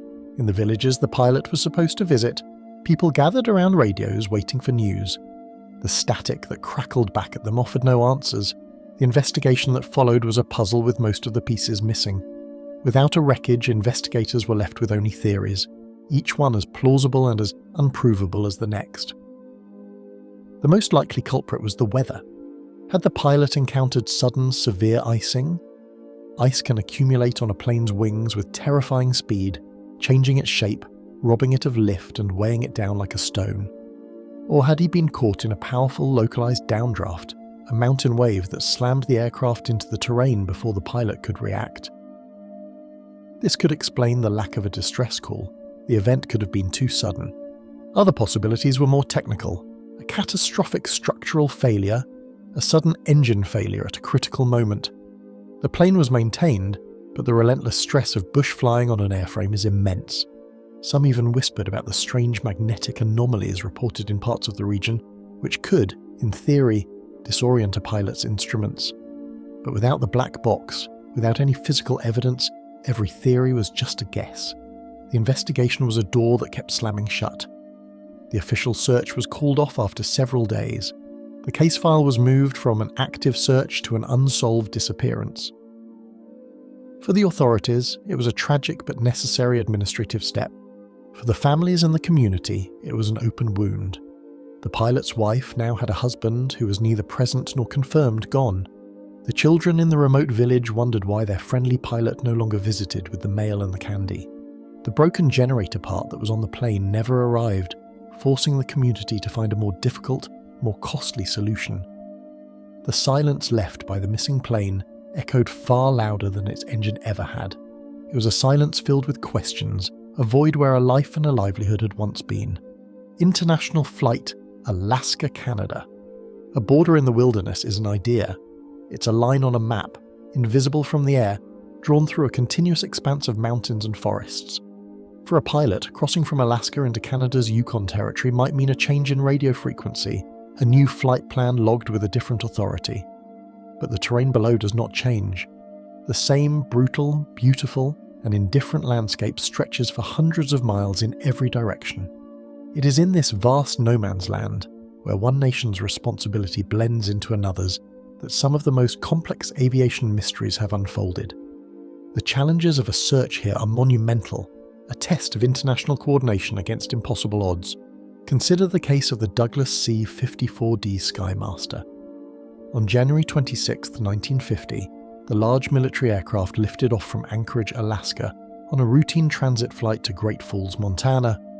On board were 44 people, a crew of 8 and 36 passengers, which included a pregnant mother, Joyce Espy, and her young son, Victor. The flight path would take it over the rugged Yukon territory, a journey that was common but never without risk.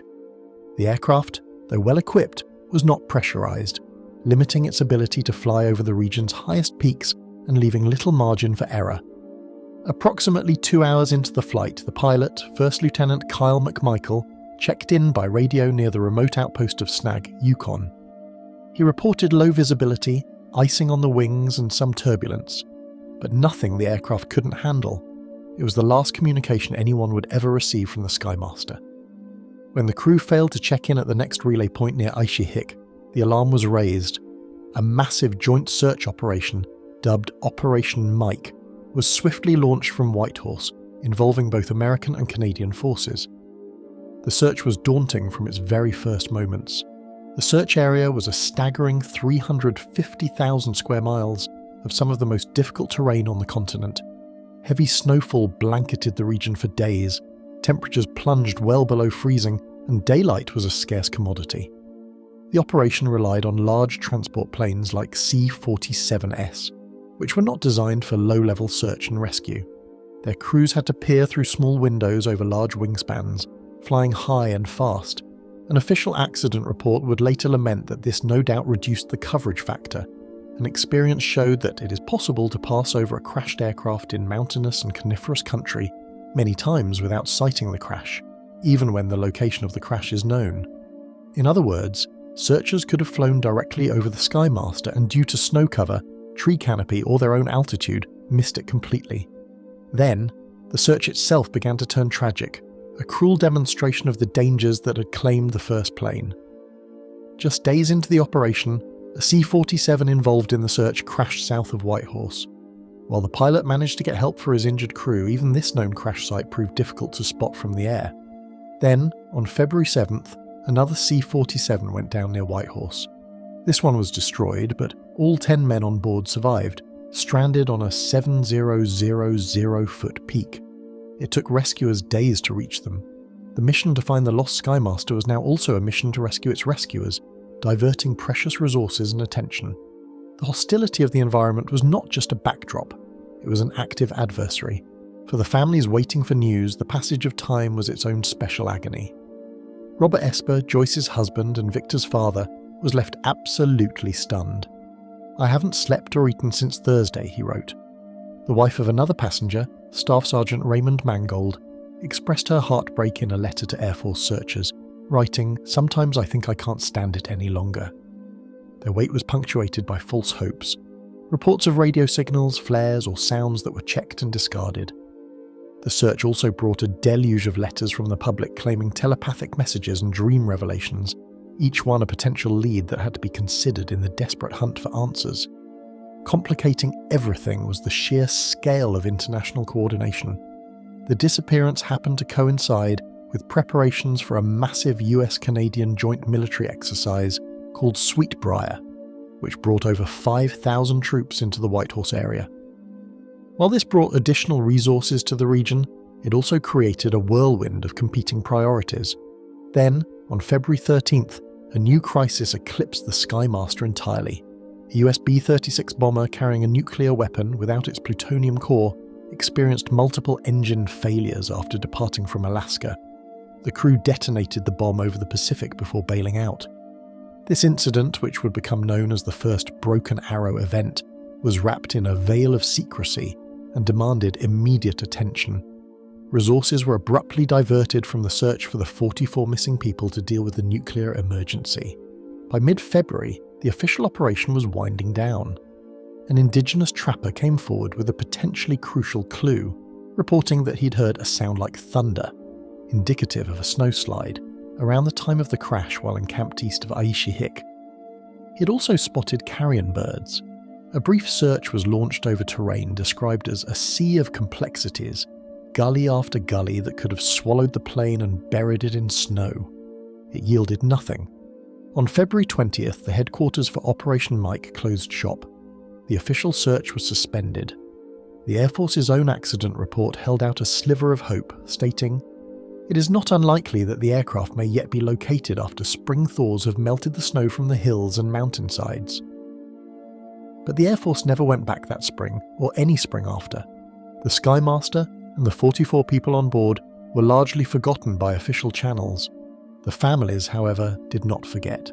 They were left in a state of perpetual uncertainty, geographically distant from each other and unable to connect in an age before social media. Robert Espy dedicated the rest of his life to finding answers. He turned a room in his home into a command centre, outfitting it with a ham radio and covering the walls in maps of the search areas. He raised money, hoping to fund a summer search that the military would not. He died of a heart attack in 1968, without any concrete answers. His daughter later recalled, "This just devastated him." For decades, each family was an island unto itself, bearing the weight of a mystery that official forces had abandoned. In recent years, the story of the Skymaster has been revived not by governments, but by private groups and volunteers determined to bring closure to the families. Organisations like the Civil Air Search and Rescue Association and the Skymaster 2469 Can-Am Society, formed after the release of the documentary Skymaster Down, have taken up the mission. They are motivated by the family members with whom they still engage. These modern-day searchers use donated time, funding and planes to survey areas near Aishihik, hoping that new technology and a fresh commitment can succeed where the massive but hampered international effort of 1950 failed. The search continues, a testament to the enduring need for answers that transcends maps, borders, and the passage of decades. Far North Alaska Disappearance. The Arctic winter is not merely a season, it is a presence. It is a profound and silencing cold that descends for months, a vast darkness broken only by the fleeting low light of a sun that barely crests the horizon. In this world of white and blue and deep shadow, the everyday sounds of life are swallowed whole. The crunch of snow underfoot, the distant howl of a wind that needs no obstacle for 1,000 miles. These are the only noises. And then there is another sound, the steady, persistent drone of a single-engine aircraft. It is a sound of connection, of purpose, of life itself for the isolated communities scattered across Alaska's far north. This is the sound of the Arctic Runner, a lifeline in a land that shows no mercy. And when that sound fades, the silence that rushes in is louder than any explosion. Flying in the Arctic is a calculation of constants. The pilot of a flight in the 1990s, much like those today, was not just a flyer. They were a master of variables. Each flight was a battle against a triumvirate of elemental forces. First, the cold, a deep penetrating cold that could make metal brittle and fuel thick. Then the light, or the crushing lack of it. The limited daylight of winter months drastically shortened the window for safe travel, turning a routine flight into a race against the encroaching dark. And finally, the weather, a fickle and brutal adversary that could change from a clear, starry sky to a blinding whiteout in minutes, erasing the horizon and any sense of up or down. The aircraft themselves, often rugged Cessnas or de Havilland Beavers, were packed with more than just passengers and mail. They carried the essentials of modern life to villages with no road access. They carried antibiotics for a sick child, parts for a village's only snowmobile, letters from family in Anchorage or Fairbanks, and fresh fruit, a rare luxury. On the return leg, they might carry a hunter heading to the regional hub, or a patient needing dialysis. The pilot was a known figure, a thread in the social fabric. They knew their passengers by name, knew which village needed the new teacher dropped off, and which elder needed a gentler landing on the gravel strip. The flight was so much more than a route on a map. It was a vital rhythmic pulse. The impact of a disappearance in the Arctic is immediate and deeply personal. When a plane fails to arrive, the news travels through the region not by official bulletins at first, but through a network of worry. Phone calls are made from one kitchen to another. The static-filled VHF radio in the village store crackles with questions. In the destination community, people begin to notice the silence. The expected drone of the engine does not come. The waiting truck at the airstrip remains empty. A slow, cold dread begins to set in, a feeling every resident of the Arctic knows but never accepts. The moment the plane is reported overdue, a different kind of calculation begins. Search and rescue operations in the far north are a monumental challenge, dictated by the very environment they are trying to conquer. The first and most formidable enemy is time. In a crash, survival time is measured in hours, not days. The human body cannot long withstand temperatures that plunge to 40, 50, even 60 degrees below zero. Exposure is a swift killer. Rescuers know that every minute of delay, every hour of planning could be the difference between life and death for any potential survivors. Then there is the landscape. The search area in the Arctic is not just vast, it is featureless in a way that deceives the eye. Endless stretches of tundra, rolling white hills, frozen rivers that snake through valleys, it all blends into a monotonous, camouflaging canvas. A downed aircraft, even one largely intact, can be nearly invisible against the snow and ice. From the air, a speck of wreckage can look like a rock or a shadow. The terrain itself is often inaccessible by ground vehicles, leaving air support as the only option, and even that is at the mercy of the weather. The weather that may have caused the accident then becomes the primary obstacle to finding it. Blizzards can ground the very aircraft sent to search. Whiteout conditions can reduce visibility to zero, forcing pilots to turn back. The same storms that rage over thousands of square miles can also hide a downed plane, covering it with fresh snow in a matter of hours, effectively erasing it from the landscape. The search becomes a desperate race against the next storm, the next drop in temperature, the next long dark night. For the families waiting, the ordeal is a special kind of torture. They are trapped in a state of suspended animation, their lives put on hold. They gather in community halls or homes, huddled around radios, clinging to any scrap of information. They provide photos of their loved ones to searchers, descriptions of the clothes they were wearing, anything that might help. They pray for a miracle, for a signal, for a break in the weather. Their hope is a fragile thing, battered by each passing hour with no news. They are caught between the desperate need for answers and the terrifying fear of what those answers might be. The stories from the searchers who return tell their own tale. They speak of flying for hours, their eyes straining against the glare, seeing patterns in the snow that look like wreckage but are only illusions. They talk of the frustration of knowing someone is out there, and the sheer, overwhelming size of the land they are searching.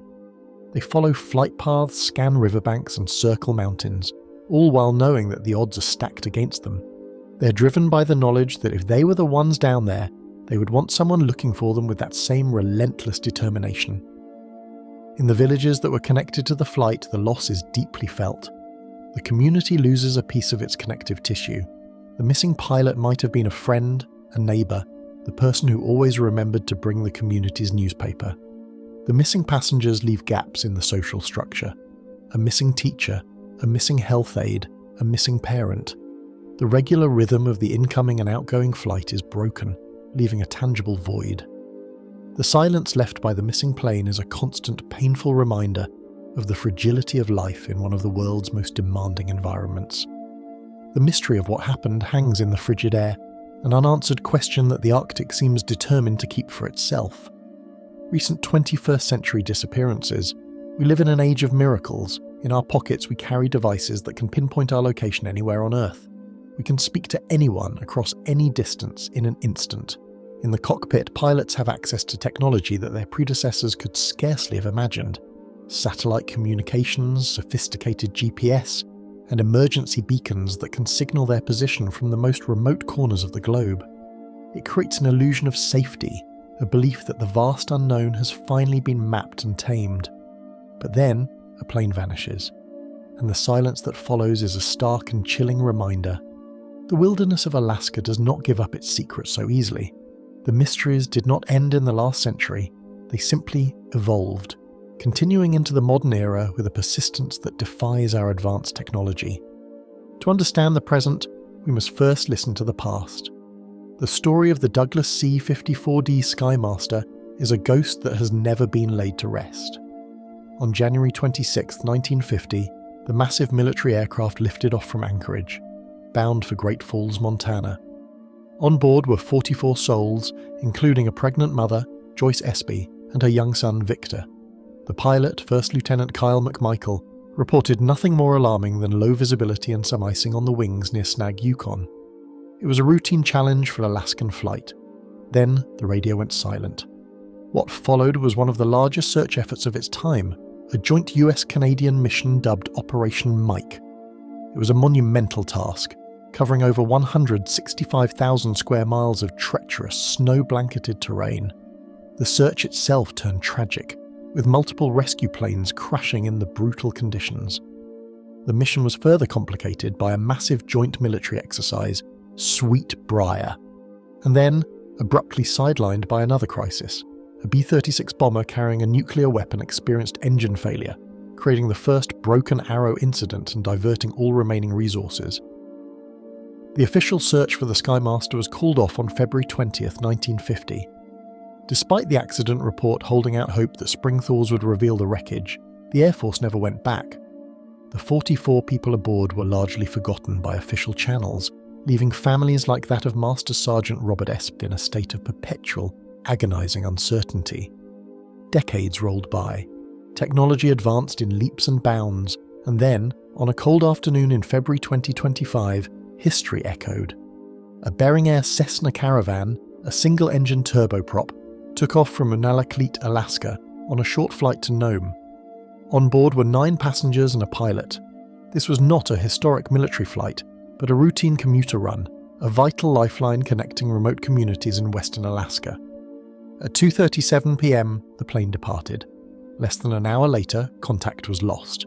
The aircraft was just 12 miles offshore, over the frigid Norton Sound. The response was immediate and massive, a testament to the lessons learned from past tragedies. The US Coast Guard, Alaska State Troopers, and the Nome Volunteer Fire Department launched a coordinated search, but they faced a familiar ancient adversary, the Alaskan weather. Due to weather and visibility, we are limited on air search at the current time, the fire department stated. Ground crews searched the coast, but they were hampered by dangerous conditions. It was 17 degrees Fahrenheit with light snow and fog. The very environment that claimed planes in 1950 was now hindering the search for a modern aircraft equipped with modern technology. The search for the Bering Air flight played out in real time, a stark contrast to the slow-burning mystery of the Skymaster. Families and communities waited, their anxiety broadcast through social media and modern communications, yet their fear was timeless. Then, the US Coast Guard located the wreckage. It was found 34 miles southeast of Nome. The outcome was tragic. 3 people were confirmed dead, with the 7 other bodies believed to be inside the aircraft but unrecoverable due to the condition of the plane. The Coast Guard revealed a critical detail. The aircraft had experienced a rapid loss in altitude and speed before its location was lost. The National Transportation Safety Board launched an investigation, hoping to determine the cause of this modern disaster. For the families of the 2025 Bering Air flight, the mystery was solved in the most heartbreaking way possible. They had answers, but no comfort. For the families of the 1950 Skymaster, the mystery only deepened with time. Robert Espy never stopped searching for his wife and son. He dedicated a room in his home to the search, outfitting it with a ham radio and covering the walls in maps. He raised money, wrote letters to other families, and died in 1968 without any answers. His daughter later said, "This just devastated him. In the past, families like Espy's were isolated, islands unto themselves, unable to connect. Today, private groups like the Skymaster 2469 Can-AM Society, formed after the documentary Skymaster Down, have revived the search, driven by the enduring pain of the families and using donated resources to continue looking for clues in the vast wilderness. The searches have ended, but the questions remain. The families still wait for answers. In Alaska's immense silence, the mysteries of these missing planes endure,